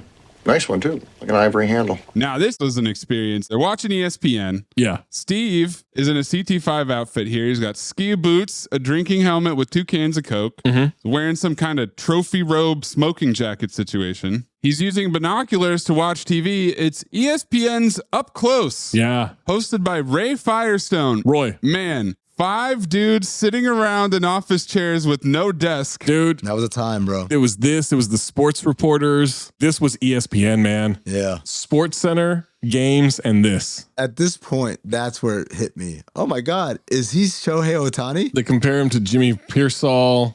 He wants to know who that is. Don't worry, you're not him. Everybody laughs. Jimmy Pearsall had bipolar disorder, was electroshocked, and put on lithium. And that's how it was handled back in 1994. Not like their approach to therapy. Yes, pretty much. Garvey says the fastest pitcher, the best hitter ever seen, and Roy Firestone his ass off not buying it. Get the fuck out of here with this expression. That's true though, man. No one's seen anything, and we're just taking his word for it. They gave him $55 million, what, $52 million, $60 million? We don't know how much. We don't know. It's a lot of money though. How many millions? How many millions? How many millions? Tells them they'll have to do a press conference. Press will keep coming after him, make everything up, just like the doctor. Says, but that's true. Yeah, it's true, but it's going to get worse. Next thing you know, you'll be a defector. They'll have you killing somebody. That would be cool. What does that mean? Why is that cool? Yeah. Steve, Nebraska, you know that murder isn't cool. He's explaining that it's worth it to do the press conference because it's $1 million a question. He says there's going to be 1 million questions. Doesn't want to answer them all. It's going to look foolish. Al's going to media train him. We'll go over things. We'll fill in the blanks. We'll give you a life you could be proud of. Proud of. He said it like Taffer, selling them on the new concept for the bar. Just like the president. Cut to the press conference. Steve's going over note cards. His hair is slicked back real good. Yo, his hair is slicked back real good. No, it's slicked back, yes. Real piece of shit. In your version, did I go to college? Yes, we decided that. A very good college. And if they bring up anything to do with therapy, just tell them it's because you were taking me. Like, what? What? And then they have this back and forth. And this is the part where, because there's a stigma around therapy. Yeah. They talk about therapy. And then he says, you know what? Never mind. They're probably not going to ask about it. Immediately steps out. Hey, why are you in therapy? Disembodied voice. First question, dude's like, hey, man, are you going to therapy? Pluto TV asks him. I laughed so hard. If he's going to therapy. Hey, man. Steve calls a timeout. Wants them to go one at a time. First question. Are you currently in therapy? Nope. 20 CB that they could make up a backstory on his life. Yeah, exactly. Again, couldn't Google shit. 20 CB needing to hide the fact that he's in therapy. So the questions are coming, and we cut to the therapist watching the presser on TV, and ladies and gentlemen, Sean Astin digging a pool. There's no way she would casually have the press conference on like she's doing some work. And Well, it was a highlight of the press conference, we find out. Oh, was it? Yeah, because then there's like a sportscaster on there recapping. Also, Amin, she's interested in his job. Big baseball lady now. They've seen him going in and out of a doctor's office. He says he's taken out, doesn't know what's wrong with him. I'm not a doctor. Doc Rivers press conference. I'm not a doctor. Where were you born? In the Mideast. Midwest. Spent a lot of time in the Mideast. Really? Why? Parents are American, got there on a plane. Now we were getting some recaps position of the press conference. Spent a lot of time in the Middle East, hiked around Switzerland, went to Harvard. It goes on and on. This camcorder he's holding. Oh my God. Wow. Yeah. The height of 20 CB technology. Because it can flip around. Maze, you have your father's stereo system. Yeah. As the height of 20 CB technology. I have those camcorders with the huge viewfinder. Yeah. Like you said, you can flip it around. Now it's me, selfie mode. That's not my height. My height is Laserdisc. The big ass, like a 45. You would have a Laserdisc and your video game system would be Neo Geo. That's the only way you have that life. My uncle had it, and he had George of the Jungle with Brendan Fraser, full circle on Laserdisc. Let's talk to Larry about Seinfeld and shit. So, my question is, where the fuck are the tapes at? Tapes? The tapes. Larry won't give that shit up. The tapes. What tapes? The fuck tapes. You know the fuck I'm talking about? No, I don't. Every week, you get new ass, right? Every fucking show, you meet some new chick. Well. And I know you fucking. You gotta be fucking people. I did. I had them all. Of course, man. Yeah. Come on, man. And it's all on tape. I don't know how you knew. I figured the shit out. Yeah. But they're on Laserdisc. Do you have a player? Fuck me, man. Yeah. Sorry. No way to convert that shit to something else? No. That's a shame. It's 13 unbelievable hours. What a fucking waste. Yeah. I might sell it to Netflix. Al says he did great. You know, hard is make guys laugh at a press conference. I said Doc Rivers just rolled his eyes all the way to the back of his head. False, bro. That's caps, all caps. This is great, though. We get a little bit of sportscaster on the TV, and he says, let's hope Steve Nebraska's the Yankees gain and Cairo's loss. This is I laughed so hard. Terrible sports television. No, but that was a great line. That's great comedy. It's not even close to take a hike. No, take a hike. That's the height of 1994 sportscasting. Coming this Sunday to NBA Radio. Take a hike. Gotta do the motion. Also, Cairo, future callback. Oh, yeah, same note too, bro. Steve is hungry. They ate 30 minutes ago. And then he takes a Fernando Valenzuela sideswipe. Steve's always eating at this point. I don't like that. I got 2 words of advice for you. Fernando Valenzuela. Started out a pitcher, wound up a truck.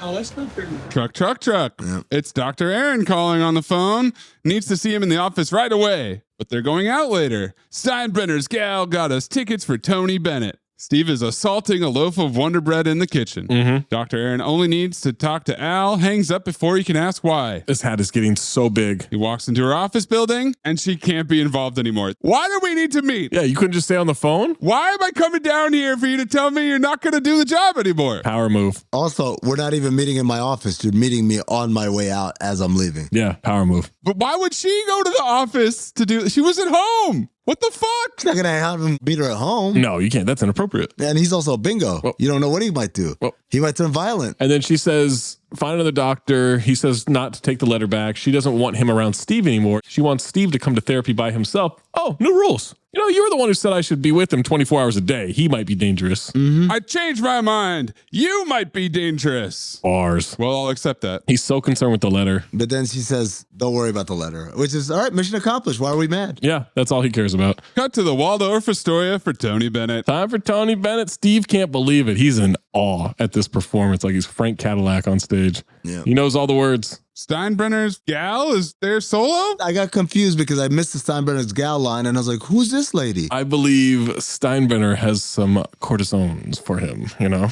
Like balls of fury. Like my man, She's going to challenge him to boggle later. That sounds like a challenge. Yeah. You cannot defeat me. I'm the Burgermaster. Tony's a big Yankees fan. He wants to introduce Steve. Al whispers to the gal about Enough champagne to fill the Nile. Champagne. Same note too. because Steve has been slamming him back. Who's this broad? That's what I wrote. Well, That's not the way you talk to a broad, you understand? well, Pretzi didn't help us out there. Tony says he may turn out to be better than Babe Ruth. Ass on for Tony. Al wants Steve to stand up when introduced. Spotlight shines on him. He stands up and says hi. We get some Asian men bowing voraciously to him in the back. Now Al wants him to sit down. Tony says, "Hit it, Ralph." And Steve starts singing, "I Left My Heart in San Francisco" off key. Al is so freaked out. I was like, oh God, no, Steve, that's his closer. Now Steve has gotten the crowd to stand up and sing along. Tony's getting pissed, ass on as he walks off stage and throws his hands up. Oh, big time. Cut to the limousine. Steinbrenner's gal wants to fuck Steve Nebraska. She sure does. She tells him you're great us as CT5 liars for this whore. Oh, Jesus. Well, I mean, that's what I didn't know she was Steinbrenner's gal. At that point, I thought she was literally. That does, okay, whatever. What? That's not a defense. That's a profession. Like Fisher, It's not a profession. Sex worker is a profession. Baker, hooker, whore. It's got worker in the name. Okay. Her hand is on his bicep like Linda Rambis with LeBron on International Women's Day. Great reference. Yes, that was 6 years ago, but yes, that was a good one. Still fresh in my mind. It's always International Women's Day to me. Ally. Al is super, super salty. He's mad because he's not going to get fucked. Yeah, so he gets out the car. Come on, Steve, let's go. Good night, Jennifer. Steve says, Al, I'm going to stay with Jennifer for a little while. Well, it's midnight. Do you think that's a good idea? Why not? We're going to go out and get something to eat. And I said, ooh. You think they're going to chow down or you think they're going to fake chow down? NPP, no pussy procolo at work. You just had dinner. What do you want to do? Gain 100 pounds? Al, didn't we talk about this? I'm going to put in my mouth what I want to. There it is. Al is being very terse. The gal says they can do it another time. Steve wants Al to back off because I'm the Yankee, not you. Steve yells at Al because he's horny. Oh. That's why. Rides off with the gal to put whatever he wants in his mouth. Al walks into this house. He's super sad because he's down with NPP. Oh. Yeah, you know me. There it is. All right, he gets back. They're in the laundry room. Steve brings home a giant chocolate bat that he ate some of. Is this symbolic? What's... Did you go out and eat again? Nah, just the bat. Got a little hungry. I said, I bet. What'd you guys do? We went back to her place. Did you, Dude. This hornball right here. He said, I'm sorry, that's none of my business. I said, Al's so horny. Did I nail her? 20 CV. Oh, yeah, you're nailing me. Cool. If you do that with anybody, you have to use protection. I said, Mayes, clip in, don't be a menace. So what? You knocking boots yet? Yeah. Hold on. You use a condom? No. Good. That's my boy. That's my boy. Yo, never use condoms, son. They take away all the feeling. Now I'm getting a lecture on this. I'm not lecturing you. I'm telling you, it's a dangerous world out there. It's New York, not Mexico. Weird messaging. This is the last time anyone has ever talked about Mexico and STIs in a positive light. Oh, are these laundry machines even on? No. It doesn't seem like it. No, of course not. They're not plugged in. Steve apologizes for yelling. He's been going through a lot with the doctor. Are we never going to see him play baseball or have therapy in the rest of this movie? Spoiler alert, no, we're not. No, we are not. Laundry's done. How do we know it's done? He just gets up and walks over. Oh, no, you got to count the dings. Oh, okay. Because there was one. Buzzer goes off. The quietest laundry machine in the world. We find out Steve is a segregationist. Oh. You got to separate the white ones from the dark ones. I said, oh. You're an expert on laundry and segregation? Steve likes doing it, finds it very relaxing. He finds both laundry and segregation relaxing. I like doing it. Wants him to go to sleep, practice at 8:30 sharp. He says, Al, did you lie to me? You said I wouldn't have to pitch this year. Everyone is telling Steve that the Yankees will win the pennant, like the doorman. The doorman is a man with an animal's brain. I don't know about that. Buck has the brain of a chicken. So then he says, who's going to catch Al Procolo? You're going to catch me. I'm too fast and you'll get hurt. And I said, tension? That was very tension filled. I've taken your speed into consideration. Speed's the name of the game. Speed's everything. Cut to Al hiding behind a pillar in a parking garage full of cars, poking a glove out. A parking garage full of Mercedes. He's got a catcher's mitt. Yup. Oh. Break it in. This man is making $55 million, and this is where we are having apparently his first practice. Everywhere in America where people want to practice pitching, if they're in an urban environment, they spray paint a square on a wall. If they're out in the country somewhere, it's a tire hanging from a tree. Why is he hiding behind the freaking column? You know why? None of these guys know about chittering. That's what he doesn't know about? None of these guys. It starts with a B and ends with an O. It's a bingo. Nope. That's why, because he's a bingo. Was his name O? Bingo Man. This was an incredibly dumb scene. He wants to eat eggs. He doesn't want to pitch. He has moods. There's some guy named Charlie there for some reason who I don't know where he came from. Charlie's ass off. Is he the garage attendant? I don't know what he does. I think he is. Is he friends with Al? Is this who Al is hanging out with? NPP? He blames the fumes. NPP. He finally throws a pitch, misses a glove. It ricochets comically off posts and goes through a car window. The alarm goes off. 20 CB ricochet sounding like bullets. Why would a cowhide baseball go pew, pew? I don't know. Why would your dad?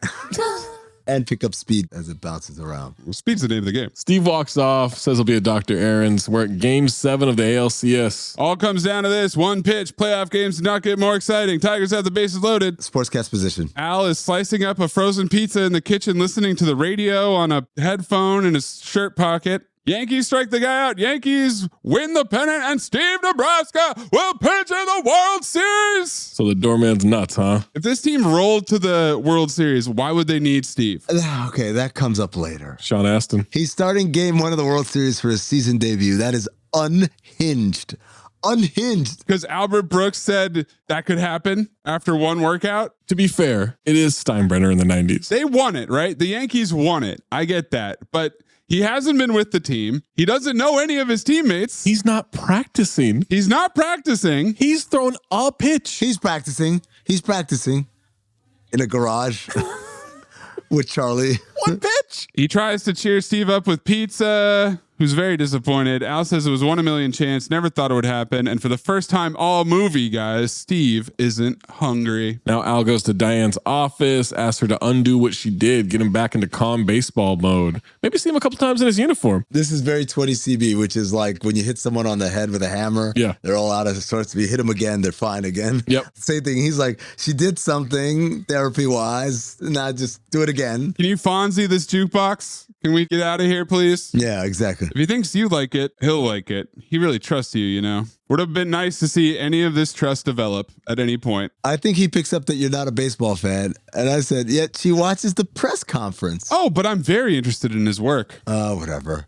She warns him that Steve has a lot of issues stemming from an abusive father. Oh my God! Poppy Talk has risen from the ashes. Al wonders how much longer that'll take to fix. Just ballpark a week? More? 20 CB. She stares at him and slams the door. That hack Bob Costas welcomes Diamond devotees. That was a lot. To the World Series. Same note too, bro. This is how you know he's a hack. The 91st World Series. No one cares. No one cares it's the 91st World Series. He absolutely wrote his own line. Yeah, just call the fucking game.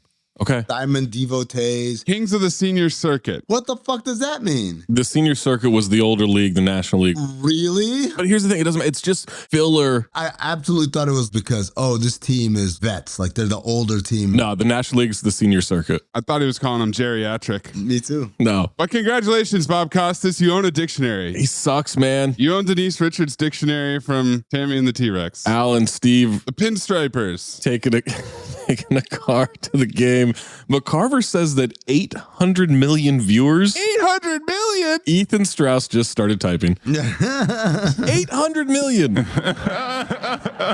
Who else is watching? What, Zach? Do you think there's a little inflation going on there? A little? What is David Sampson telling us the ratings? Yes, there's inflation. 1993, it was in the mid 20 millions. Most viewers ever was 1986 Game 7, 55 to 60 million viewers. Still incredible. That's an incredible number. Multiply that by 16. The global audience, as we know, the global audience. Yeah, we know it's massive in Russia. Mm-hmm. India. They're the kings of the senior circuit, Zach. I don't think Asia was watching baseball in real time like that. Japan. But there's not Korea, not China though. 750 million people in Japan watching. Yeah. I've been there. I'm there now. There's not that many people here. The signs as he walks to the stadium. Oh, man. Oh, yeah. Iran loves Steve. Cairo heart Steve. Beirut is proud of Steve. Nice concentrated punch of racism right here. Golden dumpster. They're on their way to the ballpark awfully late if McCarver and Costas are already there. Like, they're already doing the broadcast. Stadium's full. Yo, you showed up super late. More on that in the trivia, by the way. Tells the locker room attendant Steve doesn't need to warm up. He's in his locker. He's freaking out. Okay? Oh, I don't feel so good. You had that big lunch? It's not that at all. You know what? You're nervous. You'd be crazy not to be nervous. I'm not crazy, okay? I'm not. I didn't mean that. Just figure speech. All right. I'm going to leave you alone. Just relax, get dressed. And remember, when you go out on the mound, you're King Kong. Okay? This guy, Al Percola, is still obsessed with apes. It's just insane. Maze, there's an episode of the Wayans brothers where they go to the Jerry Springer show, and Sean has been dating Marlon's girl behind Marlon's back. You're crazy. Hey, look, don't be calling me crazy, right? Because I'm not crazy. I hate when people call me crazy. I hate that, son. You don't know me. Don't be calling me crazy. Hey, Jerry, tell him stop calling me crazy before I go crazy. Steinbrenner offers Al a glass of... And enough champagne to fill the Nile. Hey, oh, champagne. He's pouring champagne before game one? Yeah, man. I mean, they weren't expected to be there. Dude, Steve Nebraska is pitching game one, man. Why not? It's a big deal. Then says it's $6. Al's face falls. He looks perplexed. For what I'm paying this kid, I got to get it back any way I can. Doc Rivers press conference. No, you know what? I laughed hard at this. Steinbrenner in this scene? Ass off. No. Yeah. He was terrible in this whole movie, except this scene I started thinking, oh. No. Steinbrenner might have found his groove here. I'm with you, Zach. He's great in this scene. Because he's charging someone for money. That's when he's comfortable. Absolutely. And being a dick about it. Yeah. Being a dick and doing power moves. Al is real slow on the uptake, confirms it's a joke, laughs. You're the only one laughing. He loses a little bit there. Steve tries to call Dr. Aaron, leaves a message at Yankee Stadium. Guy says to come on, they're being introduced. Says she can get him over the loudspeaker system. I got to go pitch the first game of the World Series now, so I'm going to go. What's he think? This is Mexico where they just say, Steve, you have a phone call and just walk on the field. Bob Costas wants us to believe that everyone is predicting a perfect game. Dude. For Steve Nebraska, his first game ever. A perfect game. In Yankee Stadium, World Series game one. Unhinged. This hack didn't know enough about baseball. Be like, we should maybe rewrite this line. It's like minus 300 that he's pitching a perfect game. Yeah. Meanwhile, Steve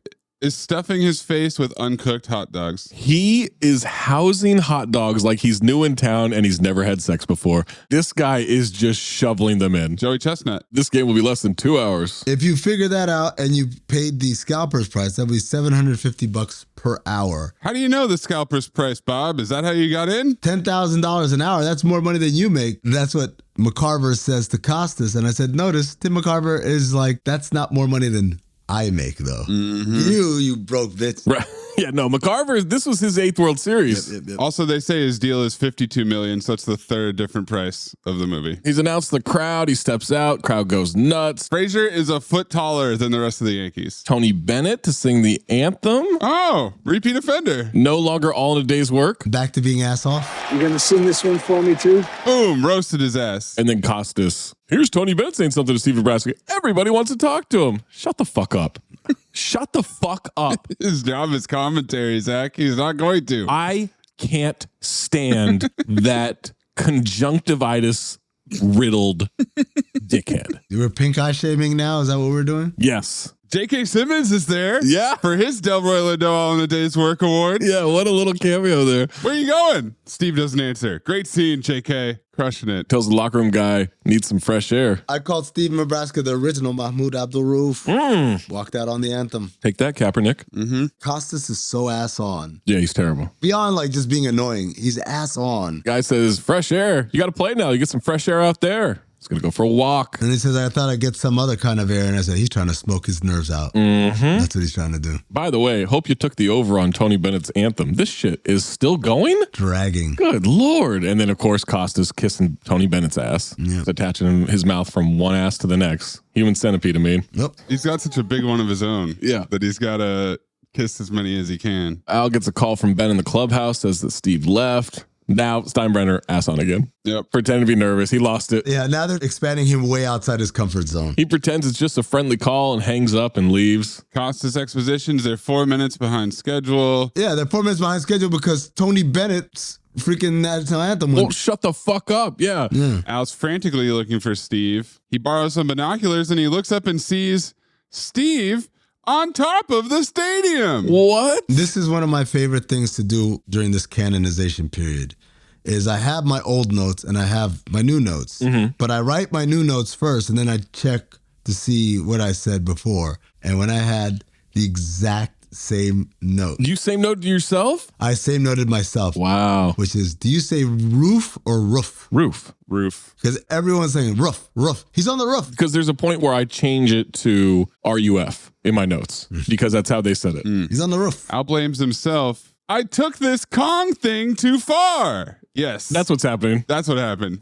The guy really loves his King Kong. You gotta give it to him. Now I have in my notes, the cameras and everyone has figured out that Steve is on the rough. Yeah, the rough. Because Steinbrenner wants to know whose idea it was to put him on the rough. Al drives a Yankee golf cart to an elevator. He tells some schmohawk that it's like a fancy entrance. He's going to come right down to the mound from the rough. What are they going to do? Send a helicopter? Slides the door open again. Yes, that's exactly what they're going to do. Call Steinbrenner. Sean Astin. Get the chopper. You can't just get a chopper up there that quickly. Yes, you can get the chopper. No, not that quickly. Steinbrenner's got a chopper. Come on. Steinbrenner's got one on deck. Zach, what's more of a Sean Astin digging the pool? Getting a helicopter that quickly onto the roof of Yankee Stadium, or many predicting that he's going to pitch a perfect game in his first start World Series in Game 1. It's obviously that shit that Costas said. We've been in the pool since he signed that contract, man. I hope you packed your shovels for this podcast. It's a long ass Sean Astin. George loves the idea. George, ass on the phone. Sure, send it up. It's a brilliant idea. Just a brilliant idea. It's the way it ought to be. Wait a minute. What's happening? They're going to bring Steve down to the mound in my helicopter from the roof. Yes, George, they can. George, It's a calm great down a minute. idea. You It's can't do that. You it's can't bring your helicopter showbiz. in God, here. I love it. It's showbiz. God, I love it. He's such a fucking ass. You know, Tommy Lasorda looks pretty good now. Wow. Got ass off in comparison. That's why I wrote Steinbrenner ass on reminds me of Larry David explaining why he played Steinbrenner on Seinfeld. Al climbs up the ladder onto the roof. They're looking down at the field. Steve's a little misty-eyed. He needed the fresh air. He was feeling claustrophobic. You feeling claustrophobic out on the field? Good question. I could see how. It's like 80,000 people. Costa says, "This is what Steinbrenner brings to the Yankees. A real sense of excitement. Can you believe this? What an entrance. Here comes the chopper." Costas, of course, is just verbally blowing everything happening. Journalist, my ass. Also, McCarver's a hack for loving it. The fuck out of here. This is stupid. They would be ripping him apart. Tim McCarver, who was shitting on Deion Sanders constantly because Deion was good at 2 jobs. Fuck Tim McCarver. What that? Wow. Yeah. Go Braves. George is thrilled that they're giving him credit. Yeah. I wonder whose idea it really was. Well, it's mine now, stupid. Back to ass off. Yeah. Gotta bringing it back. Reprimanding an underling. Wheelhouse. Steve says he doesn't feel like playing tonight. Maybe another time. Al goes off on him. When would that time be? Easter? How about Christmas Eve? Easter? Yes, nigga, when he was supposed to pitch originally to begin with, right? Like the beginning of next season. Tim McCarver brings up Al Procolo's psychiatry. Unfortunate, but we hope and pray he's okay. 21st century man, but also 20 CB. It is 20 CB because they're like, oh, he's in therapy. Well, hopefully it works out. Unfortunate, yeah. These idiots think that they're talking strategy. Al's yelling at him about being a professional, tells him stop being a baby. Hey, don't you call me a baby. Don't call me crazy. You have no idea about what's going on inside my head. This is a very slanted, gravelly roof. Yeah, the roof is starting to give way a little bit, it feels like. Says, if you don't stop yelling at me, I'm going to throw you off this fucking roof. Nope. Got a little surprised at the F-bomb. I was too. They got their one in. Throw me off the roof. I mean it. Come on. I want you to. Do it. If I go down the stairs, they put me in jail. Do it now. Same note too, Mace. At least if you throw me off the roof. What are you waiting for? I get Get a ride in an ambulance. I broke my ass for you. You guys, don't worry. I know you're wondering, do we have that for the screenshots later on? With, I think, the perfect face, too, if I'm being honest. Caught it at the right time. Oh, well, I got a great face coming right back for you. Okay. In the same scene, which is, I discovered you. I got you the deal. I found you the doctor. I feed you. You stay with me. This is how you're going to repay me? Look at this photograph. Every time I do, it makes me laugh. Look at these dueling photos. Couple of bingos cutting it up on a rough. Yeah, he's hitting him with so much guilt here and then says, forget it. Suspenseful ass music, walks away. Never thought I'd say this. Screw the World Series. You don't want to pitch, don't pitch. You won't get mad at me? No, I won't be mad at you. Don't worry about me now. I'm sorry I yelled. This is your life. You do what you want to do. I'm nothing in this. I'm just a stupid scout that was lucky enough to see you play. He said it. He said it. You're the one who counts, not me. Steve is concerned now. Clip this. No. Al, you're like your dad to me. But I'm not your dad. Yep. The same note too. Fourth quarter comeback, hitting 3 threes in a row. I'm just a guy taking 15%. I thought it was 10. No. 10 the first 6 months, then we bumped. Well, what difference does it make? You're not going to play anyway. Why are we talking about this? Sussman. Helicopter's been circling this whole time doing nothing except shining a spotlight on them. Steve wonders if Al will still be his friend. Matter of fact, I'm sure we'll be closer since nobody on this planet's going to want to talk to either of us. Now Steve's starting to get a little curious. Who's going to pitch if I don't? Let's say I wanted to pitch. What's the worst thing that could happen? You'd lose. I'd lose? Well, that's not so bad because half the guys down there lose every night. Damn. I wouldn't aim for it, but that's all that would happen. He decides he should try. He wants to pitch now. And then, what are you doing later on? Told you. No plans. Maybe we could do some laundry. Love that laundry, don't you? That's code for... You go pitch, I'll buy the bleach. And then he starts explaining, you don't need bleach. Zach, why did you turn into Taffer right there? You love that laundry, don't you? This means something to you. All you need is a lemon. Cut it in half, get a little salt, go play ball. We can talk bleach for hours later. Tells him King Kong wouldn't take the stairs. Your chariot awaits you. This is one of the dumbest ideas. We're digging a hot tub in the pool now. I mean, my God. MLB would fine the ever-living fuck out of them. Of course. The fine amount would be a record amount. Not only have they delayed the start of the World Series, not just any game. Showbiz. But an unauthorized use of a helicopter. Well, I was going to say they landed a helicopter on the field, but that's a CGI copter. That thing's not real. It's in the ass-on sweepstakes. It's right next to Steinbrenner right now. And it is in the running for worst vehicles with that train and whatever the fuck that movie was. What was it? Mars Ghost or whatever? Ghost of Mars. This is pretty fucking bad. Surprisingly close. But the other thing I mean is that the liability alone. Oh, for sure. Yeah. On the most expensive player. Oh my God. Ever in the world. I don't mean to throw this around flippantly, but you could really Owen Hart this thing. Why did he climb into the helicopter? He could have just held on to the bottom and then they gently lower and then he just hop off. But then he's holding on the whole time. You know, arm gets tired. He doesn't throw as hard. I don't know. That's a good point. Is it? I don't know. That would have been harder to green screen. Okay. Steve gets out, gives a thumbs up to the teammates he's never met that are chanting his name. They're loving it, despite the fact that they're the ones that got to the World Series without him. Yep. And now this dude is a star. They would not be like, this is fucking great. Sean Astin is digging as many pools as you can fit into the earth. Sean Astin is in China. He's gone through the core of the earth and come out the other side. Sean Astin looks like fucking Arnold Schwarzenegger at this point. He's been lifting so much. He's been cut so much. 20 CB digging a hole to China. Yeah, that's 20 CB. That used to be every cartoon. If you dug a hole. Clip it, Maze. Clip an offensive Asian ass. No! Not Liam Neeson, no! And she said, play ball. All the anticipation, all the speculation, and now finally the moment has arrived. Oh, I guess the technology in radar guns improved dramatically in a few months because now they can clock it at 105 easy. Not a few months, Zach. Just overnight. We're back to the wind-up whip pan, no baseball. This fucking hack, Costas. Did you see that? Could you see that? Yeah, it's a fucking baseball, man. Actually, we couldn't. Well, okay, that's fair. Because There's no baseball. There's no baseball. Now, he does say they'll have to reinvent the radar gun, so. Oh, man, is this kid humming? This kid is absolutely for real. Joe the Hummer Tonto. Humming, repeat offender. He's striking out player after player. I don't have that. I think in my version, he's just waving his hand and guys are swinging. Simply unbelievable. The catcher's ass on. The Cardinals are ass on. Now he's batting, even though it's a Yankee home game with a designated hitter. Well, technically, you can designate your designated hitter as your pitcher. It's never happened before, but technically it could happen. It could happen, yeah. Crushes a home run. The first pitch. 425 feet. Does his little hop around second base. They would have absolutely annihilated him for doing all this celebration. Of course. They would have thrown at his head. Thrown at his head? He wouldn't have got to home plate. They would have whooped his ass. I mean, as he's rounding third, they would have thrown at his head. He's already down to the last batter of the game.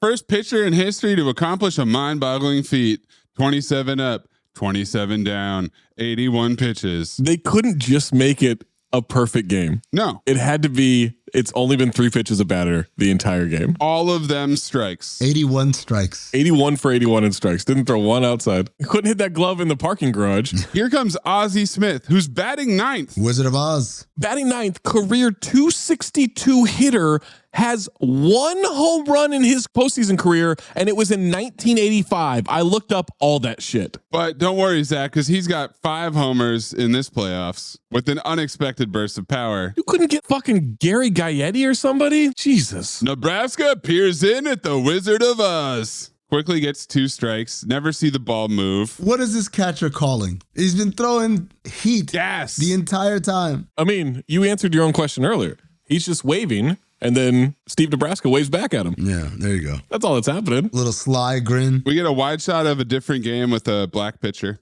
I'm sorry? I don't know if you guys caught that one. Did not. No, I did not catch that. No. Triumphant ass music. Zoom in on Steve. He smiles, knocks the catcher flying back into the umpire, who says, "What the hell was that?" Catcher says, "I think it's a strike." I think it was a strike. Takes his word for it. Strike 3, game over. 112 miles per hour. Why? It's a record in every respect. 112 is a ridiculous speed for your 81st pitch, by the way. Oh, he's only getting stronger. Something tells me that if you're catching 109, 112 is not going to knock you and the umpire back. It'll just hurt your hand. It'll hurt, yeah. It's not like he's using the force to knock him over. Yankees win 2-0. His teammates lift him up. Steve looks for Al in the crowd. Clip this. Louis Pinnock.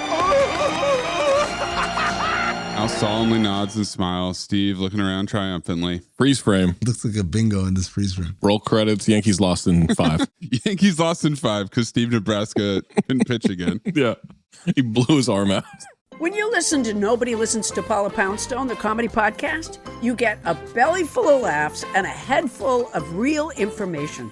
Our gallimaufry of expert guests answer questions on stuff adults need to know. I have mold in my dwelling. What do I do? What's gerrymandering? What happens chemically when I fall in love? How do I handle a parent-teacher conference? What are microbes? Listen to Nobody Listens to Paula Poundstone. Solve problems, get laughs. Who cares if you lose the game? You got this off your chest. I mean, it's just one night of bar trivia. Ooh. One night of bar trivia is sacrosanct to us. Trivia is sacrosanct. Andrew Bergman originally wrote this script for Peter Falk and Jim Belushi. Yep. Jesus Christ. There were honestly 5 different versions of this movie, Bergman said. The original version was he found this guy in Mexico who's the second white man ever to receive these injections, the first being Babe Ruth, and it was this political guy on the run. It was a completely different kind of movie. Zach, in 1989, the script had Rodney Dangerfield attached to play Al. If I gave you a million guesses, I'm just going to say the guy who's supposed to play Steve Nebraska is a comedian who is no longer with us, who died early, a comedian who died young. Bill Hicks? No, you're never going to guess. It's Sam Kinison. What? How the fuck is Sam Kinison? Is he supposed to be John Kruk in this movie? What are you talking about? Sam Kinison? There was also a Walter Matthau version, but he got stuck making grumpy and grumpier old men. The project did not proceed until years later with Albert Brooks playing the scout. Bergman says, that wasn't my conception at all. The original conception was much more bananas. The Scout still has glimmers of the original, but not doing the original is high up on my very large list of regrets because Peter was born to play that guy. He's so obtuse, and that tunnel vision thing he had was just great. I think Peter would have played a better Scout, but definitely not as funny as Albert Brooks with the quips. Yes, I agree. In a July 1999 interview, Brooks said that the Scout was originally intended for Rodney Dangerfield. It was lying around, never going to get made, and I said, I would like to do that. No shit, Albert. Brooks said that he contributed to a rewrite of the script because, quote, it was written very silly. The version he worked on, quote, did not end like Rocky with that big bullshit ending. But according to Brooks, the studio forced Richie to change the ending. I wonder what the original ending was. What happens? He jumps off the roof? Nah, the roof. He threw a ball. 82 pitches? Yep. Had an extra pitch. The perfect game, 27 up, 27 down on 27 strikeouts. No pitcher has ever struck out more than 20 batters in a game. There have only been 23 perfect games in the 218,000 plus game history of baseball. 23. Yeah. Again, Costas had many predicting. Many predicting. Yeah. God, he sucks. The pitcher for Steve Nebraska's tryout was supposed to be Doc Gooden. Oh. But Doc was the starting pitcher for the Mets against the Cubs that day. So Saberhagen filled in. Saberhagen filmed it, rushed over to Shea Stadium, and made it in time to be in the dugout. But that's not it for the Saberhagen trivia. This is great. Brendan Fraser has alleged that former Hollywood Foreign Press president Phil Burke sexually assaulted him. Phil Burke was also an English and cinema teacher at Cleveland High School in Reseda, California, where Brett Saberhagen went to school. Wow, Brett Saberhagen was in school there. Full circle. Are you saying that high school is a diddling factory? CT5 diddling factories. No, well, that's going to be that's going to be a tough list. Is it? I mean, he's trying to be the duck whistleblower. I'd like you all to do an experiment on a plant, something that may benefit mankind. And if you devise something that's groundbreaking, I guarantee you a A in this course. Oh, well, hold on, man. You following me? You can't do that, Lionel. Look, man, if you don't want me to have a foreman job, I understand, but I need my fucking job, man. Lewis Pinnock Accent Award. You got the 20CB translator device, and you've got Fraser's King Kong impression at the end. What moved you? Oh, what's the translator device? Mexican lawyer. Electronic translator. See. Let's show them who the horsemen are, guys. Yeah, we got soul.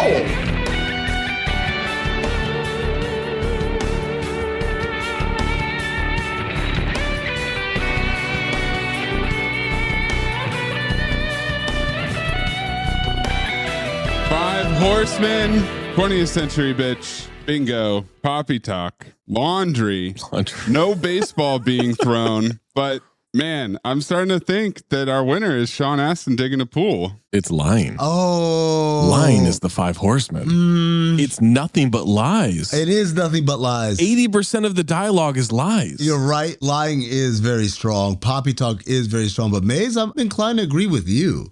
I think it's Sean Astin digging a pool. He does run up the score at the end. Many are predicting. You know what? Yeah, no, it throws Costas under the bus. Okay, Sean Astin, yeah. He threw 112 mile per hour. Can the five horsemen be Bob Costas is a fucking hack? Can that be it? Why am I alone on this island? Why does everybody love him? He fucking sucks. I still remember a fucking playoff game. Bartolo Colon is pitching, strikes someone out. He says, strikes him out with a whiff of cologne. Shut the fuck up. You're a national broadcaster. That sounds like something you would say. Exactly. I'm some dickhead with no pants on half the time I work. Nice. You have pants on now? No, I don't. I got in the apartment, took them off. So you guys said we have to rewatch Deadfall before we can confirm the Emilio ascendancy. I think we do. Yes. Breathe in through nose, out the mouth. Ass on, ass off. Teddy Rex, Moosey Teddy Rex. Teddy Rex, Moosey Teddy Rex. Ass on, fuck it, ass off. Ass on, fuck it, ass off. Michael Bean Memorial Ass On Award for now. For now. The helicopter landing on the field. Michael Rappaport is Tommy Lacey and George Steinbrenner. I think Zach's going to add something. Zach, you got another name you want to add to that list of ass on? Oh my God, I almost spit out my coffee there. You said the helicopter. The helicopter was pretty ass on. No, I believe Bob Costas was a fucking hack. So he was pretty believable in that. It's Steinbrenner, right? Oh, man. It's showbiz, baby. Come on. He had one moment. No, he had a couple of moments where he was ass off. Bullying, yeah. Rappaport was really bad. Oh. Even though he never comes back. Yeah. I'm going Rappaport. I'm going Rappaport. I think that's right. Because Steinbrenner at least had moments. Rappaport's breakdown in the bathroom. It's real bad. I need the Lord. I need the Lord. I need the Lord. Also, long hair on him. Terrible. Rappaport, it's the same thing as Joey Tribbiani. You're supposed to be a country guy, but you got this thick-ass New York accent. Mm-hmm. I need the Lord. I need the Lord. I'm like, what? Carl Weathers Memorial Ass Off Award. Lane Smith is Ron Wilson. Yes. Brendan Fraser is Steve Nebraska. Yes, but there's only one name here. Albert Brooks. Albert Brooks. He's great in this movie. Yeah, he's acting circles around. He's so smarmy and unlikable and shitty. And I thought he was great. I'm not a big Al Brooks guy, but he's pretty good. I'm a big Albert Brooks guy. I like his work. I just don't think he's a star. I like him in interviews. I don't like him acting. No, I mean, I think he's okay. He's an okay actor when he's doing this kind of role. Yeah. This role was right up his turnpike, especially the part where he's trying to get Tommy Lacey to come out. And he's like, come on, man. He snaps for a second. I don't want your money back, you son of a bitch. Sorry. And he climbs over. God doesn't want you to do that. I hear you. I think Albert Brooks can be Albert Brooks. Yeah. Kind of like how I think Larry David can be Larry David. And I guess there is a certain ass-offness to that. So I'm cool with it. I could have used a lot more Lane Smith. Oh, for sure. It could have been him the whole movie. Are you good at keeping secrets? Absolutely. Because I've got a present for you. Secret present outside by the dumpster. Is it a baseball mitt? It fits you like a baseball mitt, like a glove, I hope. Golden Dumpster nominees. Al saying that Lou Gehrig got his disease in college. The guy in the crowd eating a hoof drenched in hot sauce and repeatedly offering to share it. Steve Nebraska's entrance, Prince Ali style, on the float. Pitcher getting a call in the middle of a game and leaving. Yeah. Senor Ramirez. When Steve drops his pants in Dr. Aaron's office thinking it's a physical. Throwing a perfect game in the World Series on 81 pitches. I also have, who's Kong? Catcher, Iowa State. Yeah. Mickey Mantle's sister, Mickey with an I. God says sometimes people make mistakes. God never said people make mistakes. Where'd you hear that shit? Thy mother, thy father, and thy Yankee contract. The guy turning over the elote cart when he slides into third. Yeah. Steve Nebraska putting the tortilla on his face while Al whispers, Steve. I think you should know Steve might see you as a father figure. It's already starting to happen. I'm trying to fill those shoes. I understand, but this is a father Steve might want to put a bullet through. Shut the door. How does he feel about uncles? And then when he walks out, Uncle Al's going to take... Good news. And that's it. I also have the signs. Cairo Hart, Steve. I'll go with Steve Nebraska's entrance in Mexico, being carried in on a float made out of baseball bats and balls. Amin? I think I'm going to go with tutoring Babe Ruth, Ty Cobb, Lou Gehrig. Did Lou Gehrig have a disease? Yeah, but he get that for the tutor. I think he got it from college. The tutor scene had me laugh hysterically. Oh, man. Were you going to take that? No, I was deciding between the uncle and when I just remembered the knives. Oh, yeah. The drawer of knives. He's like, I don't have any. Opens the drawer, like, that's the lady upstairs. Yeah, she's got emphysema. I think she has emphysema? Yeah. That's a CT5 line. I'm taking that. I'm taking the knives. The drawer full of knives. He doesn't even flinch. He just looks down. No, doesn't flinch. He just goes right into another line. Well, Amin, you canonized it, motherfucker. Motherfucker. I like that. Over file. Yeah, man. Like, this movie is delightful, man. I'm not a huge baseball fan. I know some of the beats and the rhythms to realize how Sean Astin-y this movie is, but I'm not one of these people like, oh, that would never happen. He wouldn't even be on, he'd have to, in order for that to happen, he'd have to be on the playoff roster, which means they would have to sit out someone who helped them get to the world. Like, I'm not one of those people when it comes to baseball. I am when it comes to basketball. I like your baseball nerd voice, though. Yeah. Oh. Yeah. Oh. His on base percentage is so high. Yeah. What did you become? Wow. The Room there. Oh, he became Brendan Fraser. Shrugging with the gun in his hand. Slugging percentage. This movie's fun, man. LPS?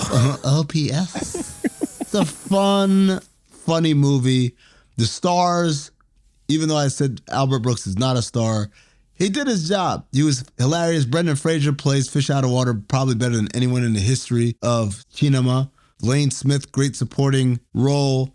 I love this movie. I can't believe it did as poorly as it did at the box office domestically. Yeah. It's a file for me. Maze? I really enjoyed it until he signed the contract. I enjoyed the recruiting process. I enjoyed him getting sent to Mexico. I enjoyed the introduction of Steve, Nebraska, terrible name. And then it stops making any sense whatsoever. He's in therapy, but he never goes to therapy. We never see him in therapy. He doesn't practice. He doesn't do anything. What do? It's like a weird odd couple dynamic where they're roommates.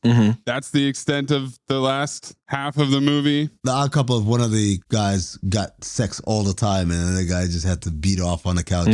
Yeah, just really weird dynamics, and I didn't really understand. Is that a scene in The Odd Couple where he's just beating off on the couch? Is that their montage? Jack Lemmon. He's just beating off on the couch? Yep. Montage? Walter Matthau's getting it in. Okay. I don't remember that version. You guys said that it's progressive for 20CB, but I thought it used therapy as a weird punchline and didn't really make sense. But man, not as harshly as you would have thought back then. I'm telling you, man. We're not saying it's progressive. We're just saying it's surprising. Maze, I'm telling you, in 1994, I'm surprised Costas didn't say, there's Al Procolo. He's, you know? Whoa! That's where it was in 1994. So for them to be like, let's hope he gets the help he needs and all that, that's really, really progressive. Well, I'm not going to reward them for not doing what you just did. And when you end it with the fucking green screen helicopter dropping him off so he could pitch a perfect game, I'm thinking, what the fuck is going on, dude? Bob Costas won't shut the fuck up. He's stalling. Ugh. King Kong probably should have been in the Horseman competition as well, because they really tried to make it seem like it was a King Kong movie. And ass off. It's a phobe for me, guys. What? Wow. I can't hang with the second half. I'm a little shocked, Maze. I remember seeing this movie in the 90s and I liked it, but I also liked pretty much any baseball movie in the 90s. Yeah, all 16 that I read. Zach, just sign them up. Like them all. I fucked them all. I don't remember what conclusion we came to when we did it for Mad Dog. Like, I genuinely don't remember, did I like this movie? Because I'm not a big Albert Brooks guy. And the first half of it is so fun. And I think Maze has a point here with the second half of the movie. Like, it is a mess. It's so bad. Even if you want to not be a baseball purist, the logic behind so much of it doesn't make sense. For it to have been around so long, you know, there was the explanation that the ending got changed and everything. So maybe that has to do with it falling off. Fucking Bob Costas comes in there, tries to ruin my goddamn day every time he's on a screen. Sick of that. I love Brendan Fraser. He's obviously an all-time favorite for Cinephobe. His performance in The Poison Rose is incredible. And let me tell you what pushes it to my decision. I don't care what you said. Kong's ass off. This is a file. I enjoy it. I enjoy the movie. What a long walk, man. Kong greater than Costas is what did it for Zach. Oh my God, are you kidding me? One shot of Kong smiling undid 15 to 20 minutes of Costas talking. Maze, please do not forget to include that screenshot of Kong's face when you post on Instagram. Oh, what's going up? Because I want the listeners to go to the Cinephobe Pod Instagram, follow if you haven't been following. He looks great. Look at how unhinged Kong looks. He's supposed to look unhinged. If only he could pitch. Well, if only he could pitch, indeed. Send us your phobe file, your golden dumpster, your ass on, ass off. 5 Horsemen, Louis Pinnock, Plot Liftoff, at Talk Hoops, at Darth Mean, at Corn Puzzle, at Cinephobe Pod across all socials. Kong walked so Ed could run. So Ed could backflip into a snagging a line drive at third. Next time we make love, you introduce me to Jade.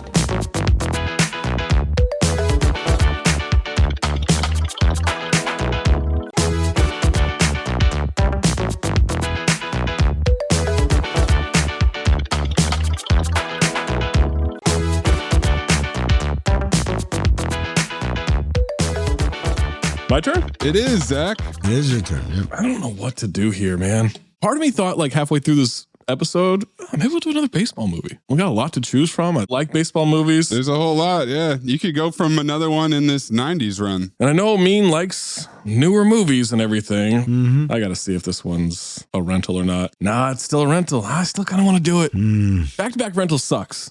I don't want to do that to people, but we're not in the rental wars. We're sticking in sports. In fact, we're going to the ice, guys. Last time we were in the ice, we did pretty well. The Ice Road? Not the Ice Road. Ice Road 2? Last time we had MVP. Yeah. Oh my God, that Jack, he can really skate around. Now you're going to make me watch a hockey movie without a chimpanzee? I'm going to make you watch a Jean-Claude Van Damme movie. It's sudden death. Fuck yeah. It's sudden death. It's a rental, but you know what? I'm sick of putting it off. Yeah. I'm going to buy it, so I don't care that it's a rental. I want to do this movie. I'm taking it off my list. I had it there for a long time there because, you know, starting with my next pick, boys. Oh, no can. Open waters for your boy. Open waters. Oh, boy. We're all so excited. I kind of want to see where it goes. The excitement is palpable. What the fuck is that, man?